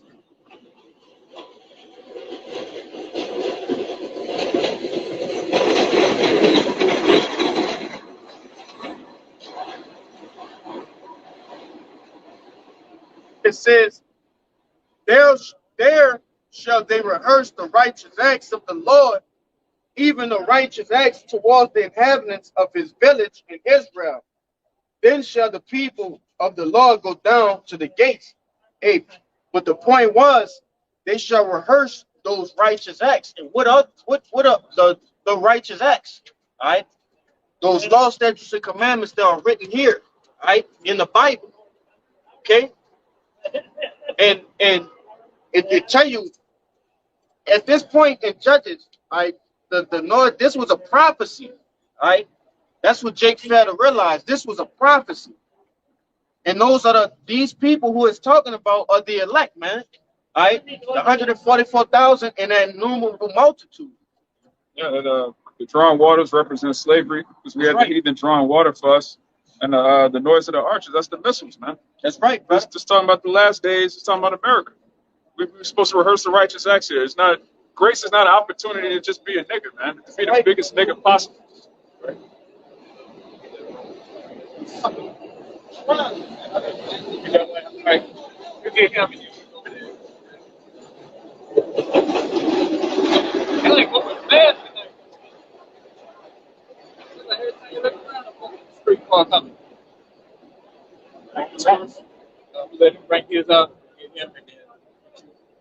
It's Mr. Book of Ecclesiastes, chapter 12, verse 13. It says, "Let us hear the conclusion of the whole matter. Fear the Most High and keep His commandments, for this is the whole duty of man." That's plain. That's what you're supposed to do as an Israelite man. Fear the Most High, keep His commandments, man. That's it. Like I say, he made this plain for Israel, man. Because, Israel's stupid. So he broke it down simplest form, man. He gives you what you need, man. Like saying, don't worry about everything else. Don't worry about, what they said, Adam's belly button and all this kind of shit, That don't profit you nothing, man. What we giving you is what you need, the tools, First off, fearing Yahweh Hashem Yahushua, man. That's the first one. First step. Like the scripture stated, man is not grievous. No, I was getting that. There you go. Oh, God. First John 5. Real quick. First John 5 and 3. Well, this is the love of Yahweh Bashem Yahushua, that we keep His commandments, and His commandments are not grievous. Are they difficult? He's the ones that are a bit more advanced, but it's still being difficult. That's right. Hey, simple shit, bro. Don't commit adultery. Don't kill people. Don't steal for no fucking reason. Yeah, that damn friend, man. I can eat it myself. Don't do all this shit, man. It's simple. Yeah. All these things are gonna benefit you in the long run. Even somebody stuff like going on fast and shit like that. Like that, it got spiritual benefits, but it got physical benefits as well. Yeah. My brother did the video on the mixed fabric, like wearing the same fabric, which we all gotta work. We gotta get out of America. We don't know what we're doing. Right. I think the mixed fabric, but the brother was basically going in on the video, like the mixed fabrics. Like, there's a reason that we have to wear those mixed fabrics. Those certain fabrics can affect your vibration and all type of things, bro. Yeah. You wear fabrics from all these different animals. There's a reason behind. It's a science behind all the laws, bro. As well as it's spiritually good for you, it's physically good for you. Yeah. Kind of. And then, yeah. And then just to back on the point the brother was saying, hey, we reversing these righteous acts, man. We get it that we're not gonna keep them all on this side, but we're gonna get into it. You know why? Why we doing this, man? Because that's what it boils down to. And you gotta have this in order to continue through this ministry, man, or this journey that you're on. This is Hebrews 11 and 6. It says, "But without faith, it is impossible to please Him. For he that cometh to the Most High must believe that He is, and that He is a rewarder of them that diligently seek Him." So that faith is the binder of all this, man. If you don't got no faith, what's the point you fucking doing this for? What's the point of just doing anything? And that's what we got faith out here. That's why we out here standing up in boldness. Because everything we know in these scriptures is gonna come to pass, and it's been coming to pass, man. We know Israel's gonna get delivered, whether it's us or not. We know Israel's gonna be delivered. We know Yahushua is coming back on that chariot, man. We know the so-called white man's gonna go down. We know all that, and he knows it. He sees his society crumbling. He losing his power. It's going through his hands like sand, trying to hold on to it. So that's why he's scrambling, trying to get his NWO popping. But hey, that's gonna fail, man. So you gotta have faith, man. Everything that Yahweh Hashem says is gonna happen, he's gonna do it. Like taking this man down, and we seen it right before our eyes. And even before we couldn't see it, we knew he was gonna take it down. Yeah, it says that in Romans 3. You believe it? Yeah, you got it. Romans chapter 3, verse 3. For what if some did not believe? Yeah. Question mark. Shall their unbelief make the faith of Yahweh without effect? God forbid. Right. Hey, so if you want to speak on it, bro. I would say, yeah, that's the point right there, right? We believe or not, hey, Lord still gonna fulfill. We have promise, man, according to the scriptures. That's simple. It's stopping nothing, man. Yeah. Like I said, my favorite analogy of that is, the people who don't believe that it's going to happen, basically it's destruction going on, and you just go on this side and throw covers over your head. Like, that ain't going to stop shit, man. Whether you think that, whether you try to hide from it or you think that the destruction is not going to come, it's going to come. Yeah. Well, Isaiah 28, you made Elijah refuge, man. Hiding yourself over all of the bullshit, just trying to drown it out. It ain't gonna work like that. You're about to get the book of Corinthians said every mind shall be I get it. Yeah. Imagination, captivity. And say, hey, you can laugh, you can point, you can scoff. Like you're saying, you can put your fingers in your ears when you walk by. It don't change nothing. Everything's been set in stone how this place is gonna go down and how we gonna come up. So whether Jake don't want his own people to come up, his own nation to come up, we coming up, Jake. And we gonna rule the planet, whether you want to or not. Whether you want to or not, we gonna actually rule. We're gonna be over everybody on the planet. So like, and it's not a damn thing you can do about it. Right, it's 2 Corinthians 10 and I will start at 4. It says, "For the weapons of our warfare are not carnal, but mighty through Yahweh to the pulling down of strongholds, casting down imaginations, and every high thing that exalted itself against the knowledge of Yahweh." Man, that's his whole world, man. His whole world boasts against the Lord. Say the Lord ain't got no understanding. He did shit wrong. Right? That's why you all Moses, because the Lord's way just ain't good enough. Man. Right? And it says, and bringing, that's the point I wanted, and bringing into captivity every thought to the obedience of Yahweh Shah Mashiach. Your mind must be put in captivity, bro. Must be faced with reality, real life situations. Shit we talk about to start happening. Something for even us to meditate on, bro. Right? A lot of these prophecies, women gonna be getting raped, people gonna be getting eaten. We're gonna have to see this shit, bro. Right? That's the mindset you gotta be building. No, that's like it. I think Kalaya got one. Okay. Yeah, so all right, we'll get that Isaiah then. Yeah. It's the book of Isaiah, chapter 34, and verse 5. It says, "For my sword shall be bathed in heaven." Hold on. I think I got that wrong. Let me see Isaiah. That's a good one, though. Yeah, yeah. One of my favorites. Definitely I think about to happen. I'll just bring it up. Get it out there. Put that. The Lord wanted what's right. It says, verse 5, "For my sword shall be bathed in heaven. Behold, it shall come down upon Idumea, and upon the people of my cursing to judgment.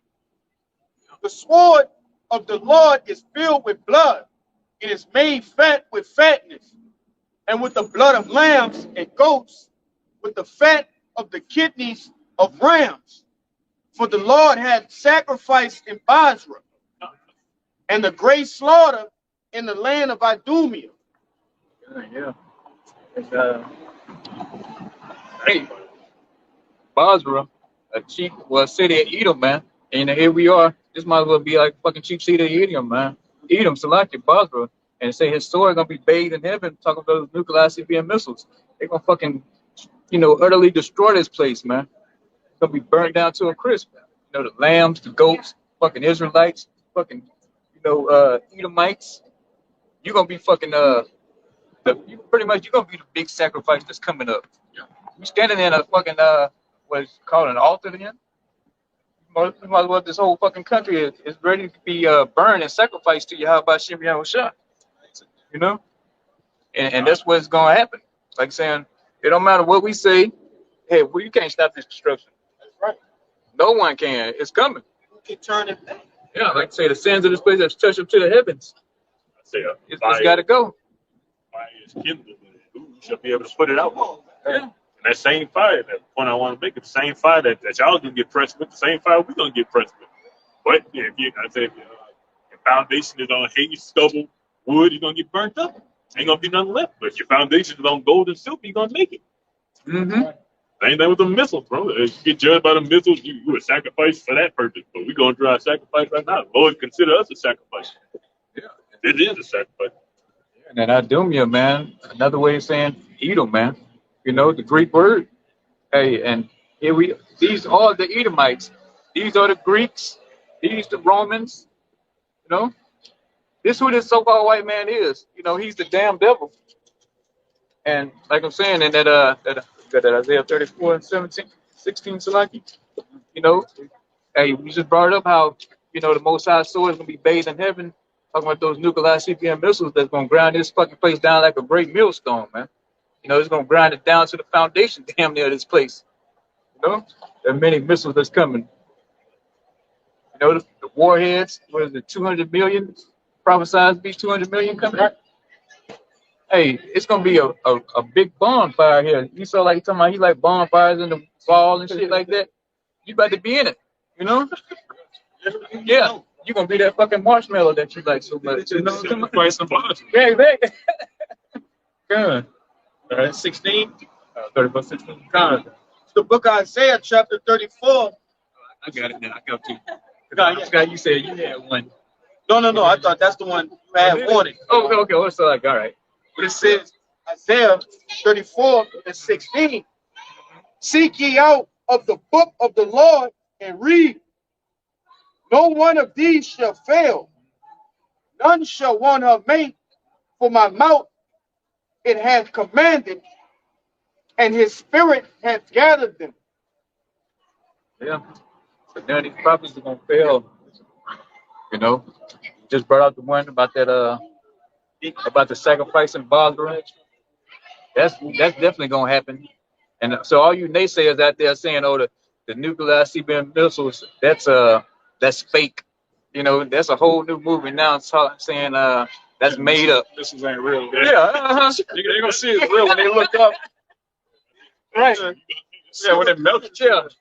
When it melts, you're gonna see. And you got fucking Russia, goddamn parading nuclear ICBM missiles through the streets and shit, and they talking about it's fake.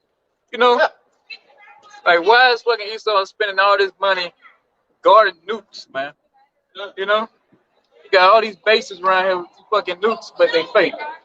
You know, Like the elders say, they didn't make them shits for no reason, man. right? Yeah, Hey, them, for sure. them shits for a purpose. Like, them bitches, hey, getting polished, all right, getting wiped down. You know?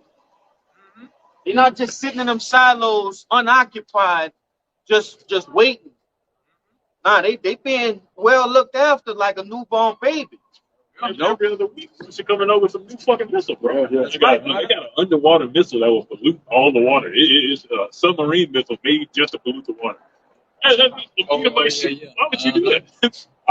What? I was about to say, I posted an article saying that Russia boasting on their shit so much. They said that they never gonna run out of missiles. They got so much shit that they ain't gonna never run out. But on top of that, Harper, what you were saying with the nukes, it was like we always knew that from the beginning, from the cartoons to the movies, what that red button was. That red button, we always knew it. That's a nuclear bomb that is going to end the world because they're going to shoot it and we're going to shoot it and boom, boom, boom, boom, boom. Yeah, it's destruction. Mm-hmm. Hey, China just came out with some shit. It's like a kamikaze nuke. ICBM, Salaki. Hey, they're gonna have a one man in there, and he gonna designate his life to shooting that shit over here. Yeah. They just came up with that joint. So they say. But sound about right. It's Jeremiah chapter 50, verse 9. It says, for lo, I will raise and cause to come up against Babylon an assembly of great nations from the north country, and they shall set themselves in array against her. From thence she shall be taken. Their arrows shall be as of a mighty expert man, and none shall return in vain. All right, just like the brothers was going into, these missiles aren't being created, all right, just to look nice, all right, just to, no, it's being used to ultimately destroy America the Great, man, Babylon the Great. And there's nothing that's going to return in vain, all right? It's prophecy that this place is going to get hit with over 200 million nuclear missiles, man, ICBMs. Yeah, want to say something? I got a scripture. Go ahead. All right, Isaiah 13, verse 5. They come from a far country, from the ends of heaven, even the Lord and the weapons of his indignation to destroy the whole land. That's playing right there. Hey, the weapons of the nation, hey, just ICBM nuclear missiles. Hey, it's set up to destroy the America, man. That's it. Say when they get shot off, man, they're not gonna get out them silos. Make a loop around and come right back and go right back into the silo, man. Yeah. They're gonna fucking detonate on somebody, man. And saying, hey, this is gonna come down on the wicked, the head of the wicked. And we talking about the wicked and you wicked Israelites. Especially here in America, it's done. You a fucking Israelite and you ain't in this truth, man. You kiss your ass goodbye. You might as well just have a grand old time, especially down here in New Orleans. Just continue run up and down Bourbon Street all night like a damn zombie, man. Because your death is nuclear. If you even make it to the nuclear destruction first, that's a tall order within itself compared to all the shit that's coming. If you make it to the missiles, man, you a wicked ass nigga. The Lord hates you. You're right, man.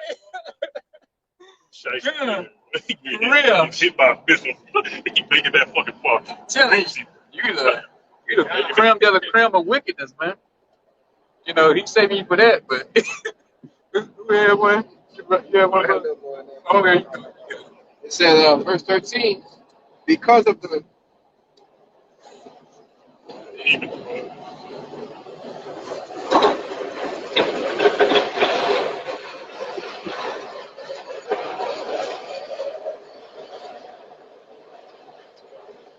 back in Jeremiah 50 and 13, it says, because of the wrath of Yahweh, it shall not be inhabited, but it shall be wholly desolate.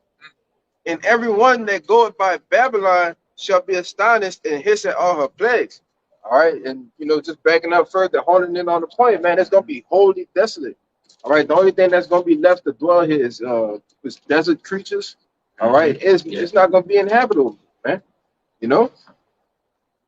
And when this place go down, Lord willing, we in them chariots, we're not gonna fucking miss this place. God, we're gonna be rejoicing that Babylon has actually fallen, man. All this place that gave us all kind of hell, who was in this wicked oppressor. We had to deal with all the hell, the tribulation, dealing with the curses. We're finally gonna be at peace, at rest, man. Once we Lord willing, we get into them chariots, man. But it's gonna be a great party to see this place fucking fall. Knowing that we ain't to come back and be under slavery no more. Never go in another captivity. That's what it's all about. So like I said in Peter, like we look for new heavens and a new earth, and that's not going to happen until this one is melted with fervent heat. But this is the book of Malachi, chapter 4, verse 1. For behold, the day cometh that shall burn as an oven, and all the proud, yea, and all that do wickedly shall be stubble. And the day that cometh shall burn them up, saith Yahweh, the Lord of hosts, that it shall leave them neither root nor branch. Destroy all these people, man. It's not going to be any bit left. It's not going to be Mardi Gras. The Lord's not about to destroy America except for one little place which you guys get to be wicked, man. So yeah, just imagine that pain that people feel doing that nuclear strike. They say it's gonna be hot as an oven. Even if you touch the other, it's gonna burn the shit out of you. So imagine you're talking about 400 degrees, 500 degrees. Yeah, in that day, man, you're gonna be 500 degrees for real. Yeah, all the niggas are gonna be hot boys. That's right. All the 2/3 are gonna be hot boys. All right. Since you niggas want to ride around and exalt wickedness, man, that's your reward. A fucking missile. Yakinan brought it out before too. Like you mentioned, you said that the oven is hot. If you set the oven to 300 degrees and open that bitch, that heat gonna turn you away like, damn, this bitch hot. So imagine missiles. That's gonna be that heat multiplied by 144,000. Yeah, like even that delay, it say like the nuclear. When people see the nuclear missiles, it's go blind. They'll be turned blind. Man. Like it wasn't a Hiroshima and Nagasaki. That radiation was so strong with fucking missiles that it left their shadows imprinted to the ground, bro. So what do you think these missiles, 200 million, gonna do? Non-existent. You're gonna get turned vaporized instantly. Yeah. Not even instantly. You're gonna melt first, and then that fire gonna sweep past and clean you up.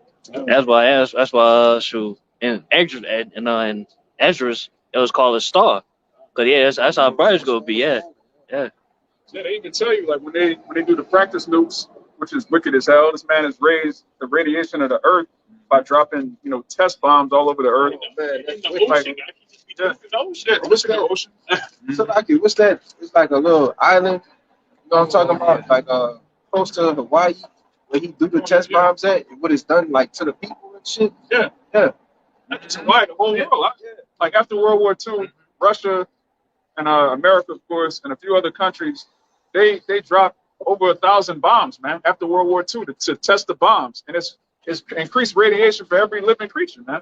Every living creature on the earth has heightened levels of radiation, but this man is so wicked, man. When he does the test, they tell you to put on shades. Don't look at the explosion when it's going off. That's how bright it is. So this man, hey, the scriptures say Yahweh Shai is going to come with the brightness of his coming. Yeah. You Edomites think you have something in store, man. Yahweh Shai, you don't have anything. You don't have any answers for Yahweh Shai, man. None. Yeah, that's a threat. We shall not be utterly beaten up. Zechariah say it. It tell you how they're gonna die. It could be no quick death. You get hit with a missile. You say your eyes gonna consume away. Your head, your tongue. I think it might be 14. That means your eyes shall. Zechariah 14 and 12. 14 and 9. Yes, 14. So yeah, a nuclear destruction is coming to this place, man. You got it? Right, Yeah. Right. All right. It's the book of Zechariah, chapter 14 and verse 12. And this shall be the plague wherewith the Lord will smite all the people that have fought against Jerusalem. Their flesh shall consume away while they stand upon their feet, and their eyes shall consume away in their holes, and their tongue shall consume away in their mouth. Yeah, stop right there. But no, the Lord gonna keep their spirit and their body too. It's not gonna be no, like the brother said, no snap of the finger. Now you're in the spirit world. Nah, the Sarah treatment. Right. Because when that nuclear blast hit her, all right, she still was, on the gate shaking and shit, screaming. Flesh popping up. Yeah. Raised up against Babylon. So about to say, I would say, yeah, your favorite scripture, huh? What that? Yeah, the same shall know about pain. Death by Pain, yeah, death by pain, yeah. It ain't gonna be easy, man. Yeah. Yeah, and that plague of nuclear ICBM missiles, man, they on the way, man. Like Putin he just itching to push it, But we know it ain't up to him though, You're walking past looking at that. Yeah, right. Who got the angel just pulling his hands back, pushing it. He's trying to push it. Yeah, that's that Revelation 7. Yeah. Back to wins. Like That's right. Yeah. You wake up one day like, man, fuck America. Yeah. They gonna get that close so to be like, Yeah. get that shit on. Yeah. Serious looking at that bitch. Yeah, for real. So this place. you got it. Yeah. Okay, go. This 2 Peter 3 and 10. Right, it says, but the day of the Lord will come as a thief in the night, in the which the heavens shall pass away with great noise, and the elements shall melt with fervent heat. The earth also and the works that are therein shall be burned up. I say, the earth's gonna be clean dissolved. You gotta clean this shit, bro. It's deeper than just it's spiritual and literal fire coming, bro.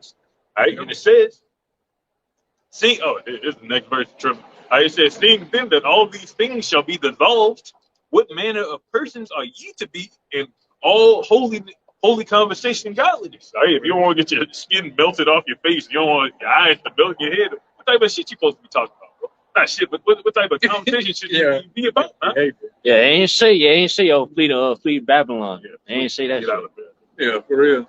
Because other places gonna get hit with missiles. The possibly going into people gonna be catching strays. Catching stray missiles. That's it. Hey, like all them Israelites in Demona, you decide to go and take your own self out of there. And the scriptures say, wait on the Lord, pretty much, that he's gonna set us in that land, not you niggas, Hey, you gonna get hit with them damn nuclear ICBMs because Israel's gonna hit too, man. Yes, right. Yeah. That place got to be cleansed from them gutter rats being in there, man. everything with fucking Esau, Edom had his hand on, you know, and he didn't defile the land, especially the Holy Land. You think Most High gonna let that shit get away like that? Like the whole. Yeah. You move to a new place. You don't just put your shit in there and just start living after a person. Mm-hmm. You know, you gotta thoroughly cleanse. You gotta thoroughly cleanse that place, brother. Mm-hmm. You know, Especially if you know some freaks been living there. like Going to a literal hotel. freaks. Literal freaks.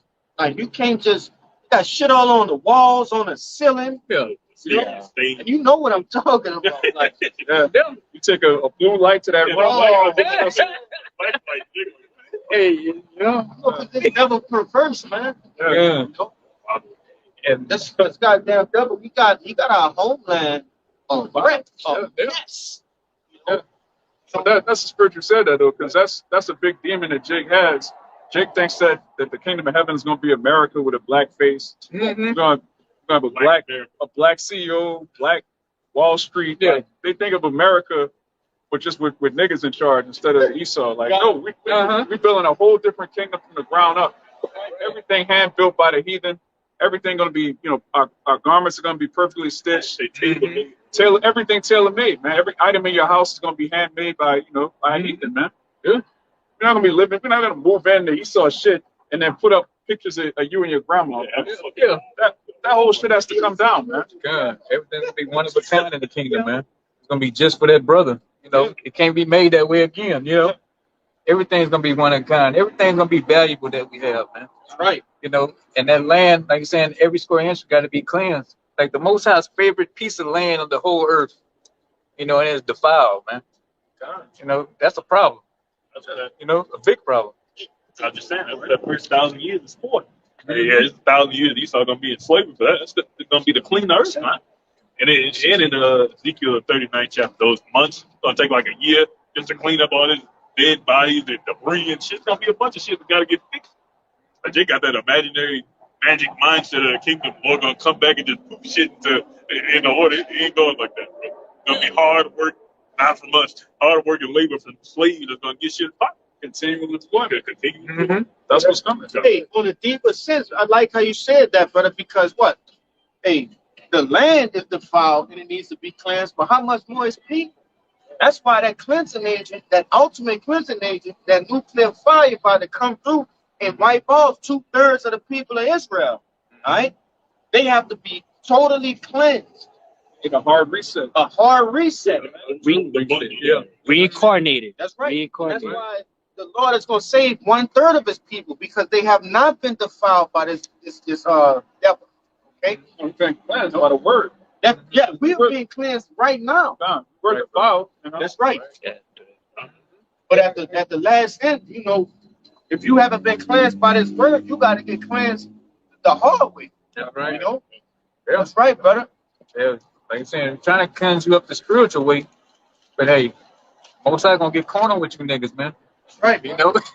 and they got them. It's called Sarmat or Satan 2. Satan. Yeah, Satan 2. Yeah. They got some shit going 27 times the speed of sound. That's incomprehensible. So you see some shit like that going up the street, you ain't gonna be able to see it. That's how fast it's gonna be before you get melted. You're gonna feel it before you see it.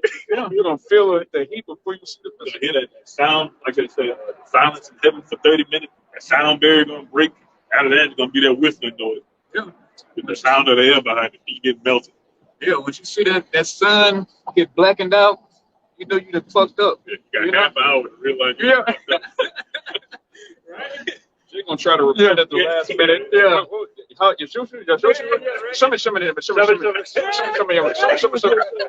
that was? That was Indiana Jones, where he was calling on every guy. Oh yeah. Like, Jesus, Allah. He's trying to figure it out. Yeah. That's I forgot about that. Forgot about that scene. Yeah. And same with that dude in the Mummy.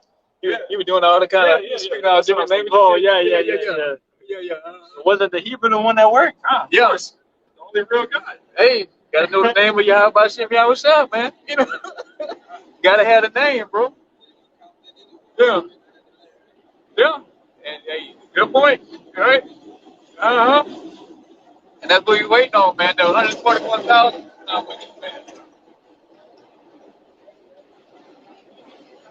Oh,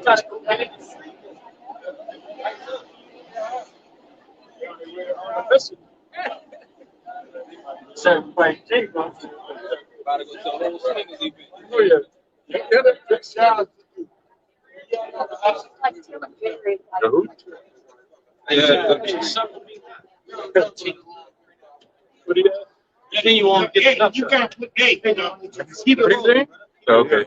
But yeah, I think he came back camp one time, scarred for one time. But yeah, anyway.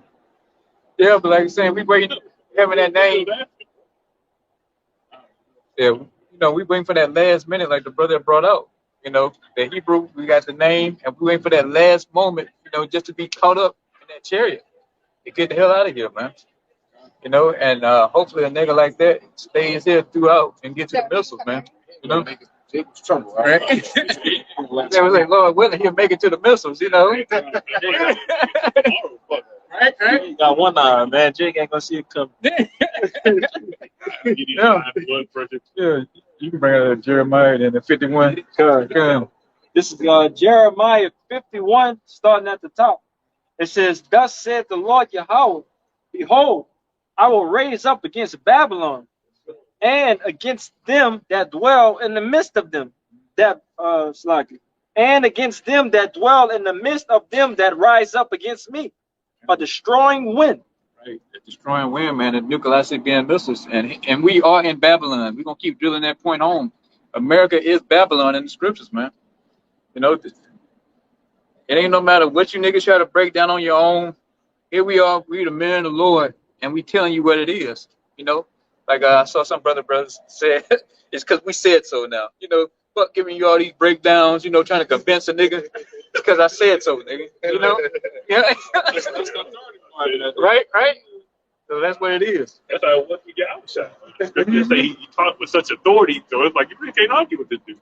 I don't know what he talking about, but he got to be telling the truth from how he teaching. Yeah. He had a voice of many waters too. Yeah. Going all this back and forth, 30, 40 precepts trying to convince a nigga still ain't gonna get it. Just listen to the man of the Lord. You're gonna be all right. But Jake can't get it. We're moving on. That's it, right? For real. Here we are, 2023, man, and times are not getting better. They getting worse. We ain't got time to be fucking begging Jake to fucking get this, man. If you want to get down with the Lord, or you gonna fucking die. It's just that simple. Right. They really got much time. Even speaking for myself, we ain't got much time to think, bro. The scripture says salvation, hear them who believe. Gonna wake up one day, shit gonna be real. And all that stuff we've been teaching and talking about, you're gonna have to exercise it in immediate sense. You immediately gonna have to exercise. So thinking shit really gonna pop up and it starts showing. Next thing you know, you fall out. This is verse 2. And will send unto Babylon banners that shall fan her, and shall empty her land. So the Most High is gonna have banners, the angels fanning the flames of this place. Once those missiles detonate, he's gonna make sure this place burns to a crisp. That he gets every square mile, square inch out of this place, man. That fire is gonna cleanse this whole land, man. And like we brought out earlier, it's gonna be nothing but a place for desert creatures. The Arabians not gonna pitch their tit here no more. And fucking Ishmael will go anywhere where a damn desert at, but he ain't bringing his ass over here this time. They got a precept for you, Brian. These fanners. Okay, come. This is Jeremiah 15:7. "And I will fan them with a fan in the gates of the land. I will bereave them of children. I will destroy my people, since they return not from their ways." Going into the fanners, destruction. You want to finish off the 2 real quick? Finishing off verse Jeremiah 51:2. "For in the day of trouble they shall be against her round about." Yeah. Hey, and like we're saying, hey, everybody who came against, Yahweh Shem Yahushua, came against his men, you're gonna be destroyed in this nuclear destruction. Primarily 2/3, and the wicked. You got the heathens, the sons of the wicked, and sons of men. you know, and then the 2/3 of our nation, you're gonna be fucking destroyed, man. There's gonna be nothing left for you, just ashes. You know, you're gonna be beaten into powder, like the scriptures say. You know, and everybody who got a missile, man, they're gonna shoot it on this place. You know, that's what's gonna happen. Whether it's fucking Russia, you know, the UK, fucking I think Paris got them now, fucking Turkey, you know, Israel got them. Everybody around the about is gonna fucking shoot they, you know, missiles on this place, man. All of them that been the books. Yeah, they're gonna say beast gonna hate the boy. You know, when you hate something, you want to kill that motherfucker, right? And that's what's gonna happen. This place gonna be totally annihilated. I mean, nothing left, which is long overdue.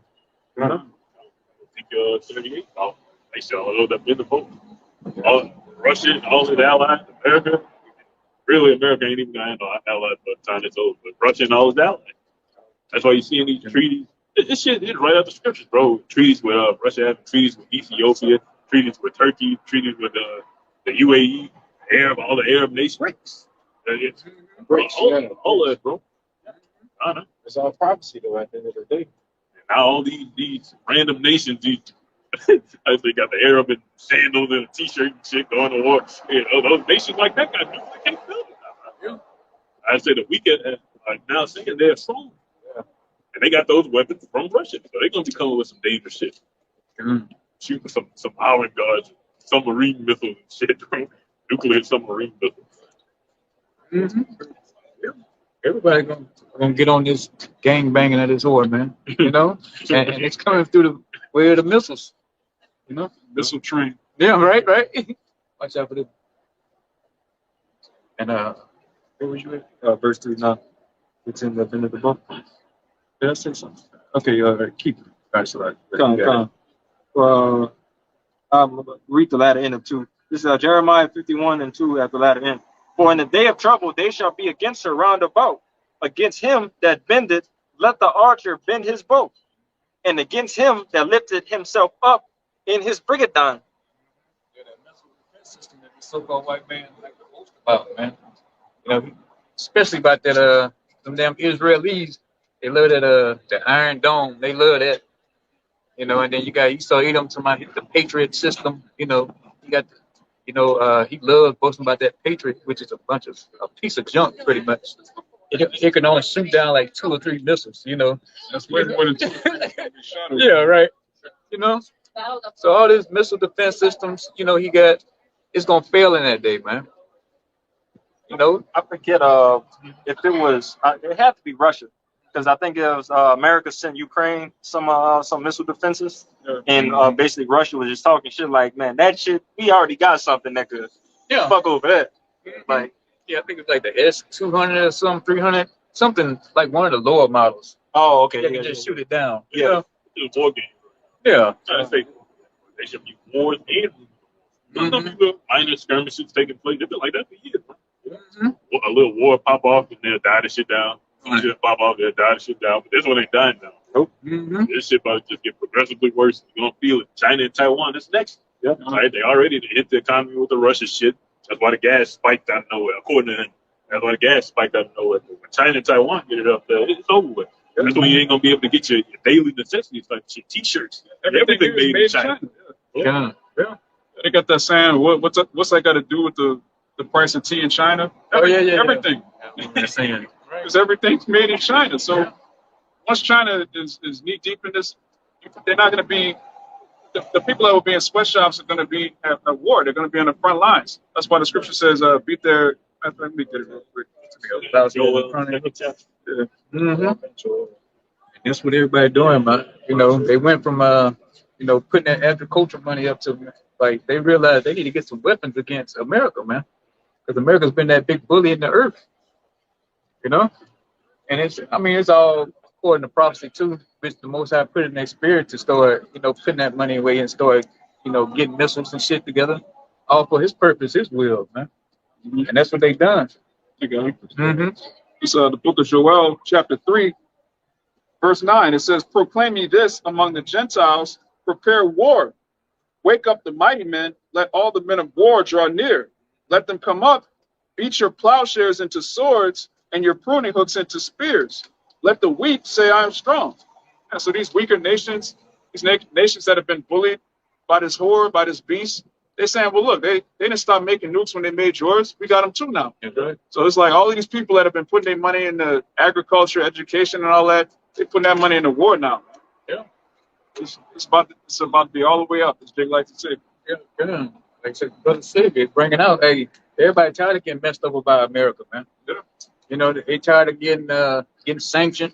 You know, so you don't want to go along with their philosophies, or they don't want to sell you their resources for dirt cheap. So you know what? You know, let's start fighting back, man. You know, and that's what you see. You see the brokest country of them all, North Korea. He talking shit, Kim Jong Un. You know, so I like to say in that movie Training Day, you know, America's Denzel Washington in Training Day. He reigned terror all throughout the hood and all the robberies and shit that he was doing. But what happened at the end of Training Day? He got his ass whooped. You know, everybody came together and went against him. You know, which is going to furthermore happen to fucking Babylon. He went out proud too. Yeah, just like Babylon gonna go out. Yeah.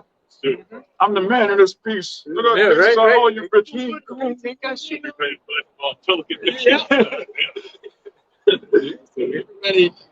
And in a nutshell, man, tired of so-called white man, you know, which this is his headquarters where he do all his wickedness. You know, he pushes his military might out here in America. It's Babylon, man. This is where he sits back, you know, and lifts up himself, man. You know, because when it comes down to it, he got the military, that the technology, pretty much to fuck you over. But all this about to go away here real soon. If you want to trigger somebody else. You might want to take over. One of y'all want to get in? Oh, I was bringing this out to back you up. What you were saying about the weaker nations. This Revelation 17 and 16. It says, and the 10 horns which thou sawest upon the beast, these shall hate the whore and shall make her desolate. All right, the NATO nations that's joined into the EU and all of those different nations. It says, and shall eat her flesh and burn her with fire. Those nations gonna shoot nuclear missiles on America too. They took part in joining everything with America, and ultimately they're gonna help destroy. You know? That's Jeremiah 51 and 7.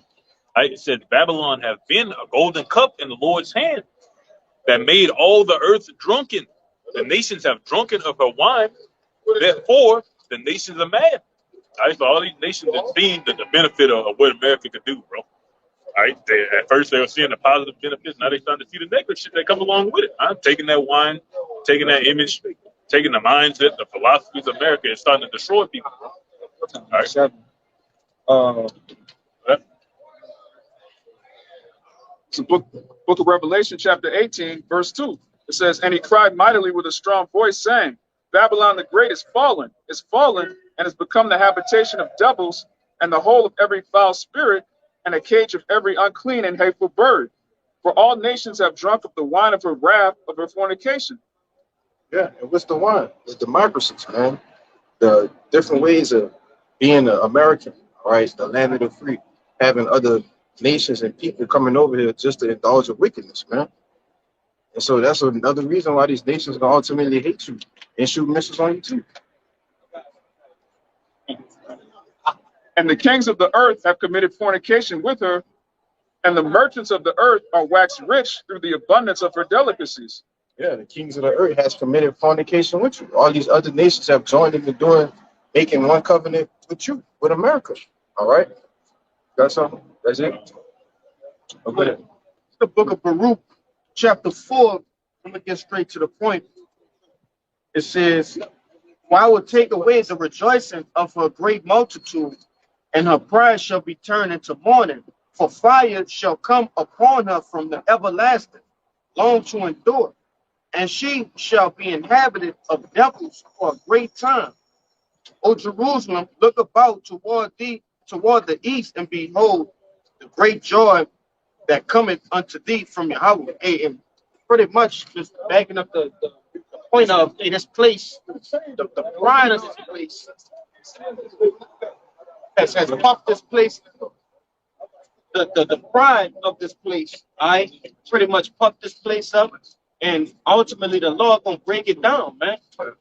He's breaking it down now, and then after he breaks it down, he gonna physically destroy it. All right. Like it's already been broken down. Destruction is happening now. Like not the nuclear destruction, but you can see everything that this place used to be is not what it is. It's literally being destroyed. Like there's no pride here. There's all the proper things that Americans has been what's the word I want to use? Celebrating. Yeah, all these things coming to an end, man. Your society, your kingdom is coming to an end. It's about to be nuclear destroyed with fire. It said in Isaiah 9:5, every battle is with confused noise, but this shall be with burning and fuel of fire, man. And that's what's gonna leave this place desolate. So you're not confused why you fight. Just continue. Go ahead. He with us, but not with us. Just continue, brother. Look, you playing game, bro. Go ahead, bro. I'm at Revelation 18:7. How much she hath glorified herself and lived deliciously, so much torment and sorrow give her. For she said in her heart, I sit a queen, am no widow, and shall see no sorrow. So again, our people, not our people, America, Babylon, they out here celebrating, and they thinking that they not gonna be touched, man. They thinking that all this shit gonna continue to go on forever, but that's not the case. Backing up, I agree. The same thing that they pushed out I got brother said that pride, that way of thinking, that same thing that they done pushed out, the shit and bit them in the ass now. All right, now everybody's starting to see, damn, maybe democracy ain't the way to go. Maybe feminism ain't it. And now you starting to have all these problems in your own house, in your own nation, and they looking back at America. Damn, you gave us this wine, and now you just trying to back up like you didn't just do it, bro. Yeah, the American way is not the way. I'm saying, Habakkuk 2nd chapter, woe to him that giveth his neighbor wine, that he may see his nakedness. America done seen all the nation's nakedness, huh? They humiliated them, they put them on the back burner. Now it's time for revenge. 3, 4, 5. Still in Revelations. Yeah, I was 18:8. I was reading down from 18:8. Yeah, go to 5. He monitors where you Come. This is Revelation 18:5. For her sins have reached unto heaven. Oh, Salaki. In Revelation 18:4, and I heard another voice from heaven saying, Come out of her, my people, that ye be not partakers of her sins, and that ye receive not of her plagues. Yeah, come out of her, my people. Meaning put the ways of this society off and come back to your power. Not literally leaving America, man. That's not what the scriptures say. Go ahead. For her sins have reached unto heaven, and the Most High hath remembered her iniquities. Yeah, his people being at 144,000 and the 1/3. That's the lowest people, and that's who we're dealing with now, man. Because that's the only one that's gonna be saved out of this place. Right, bro? Yeah. All Israel not gonna get it this time, man. Go ahead. Verse 6. Reward her even as she rewarded you, and double unto her, double according to her works. In the cup which she hath filled to her double. Yeah. So everything that you've done to us, we're gonna do to you double. All right. We get you devils in slavery. All right. When Yahweh Shai come back with the angels and we be changed in the new kingdom, all you heathen nations that partook having a hand in Israel being put in chains and slavery, etc., we're gonna do double of what you did us to you. We're gonna make it look like a cakewalk, man. Verse 7. What? Oh, come.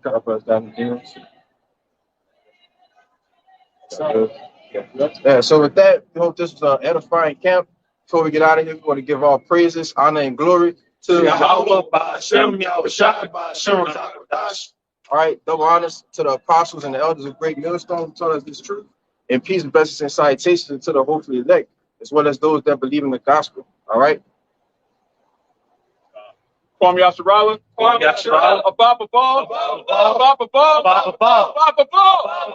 Shalom. Shalom. Need 3 of them. 7.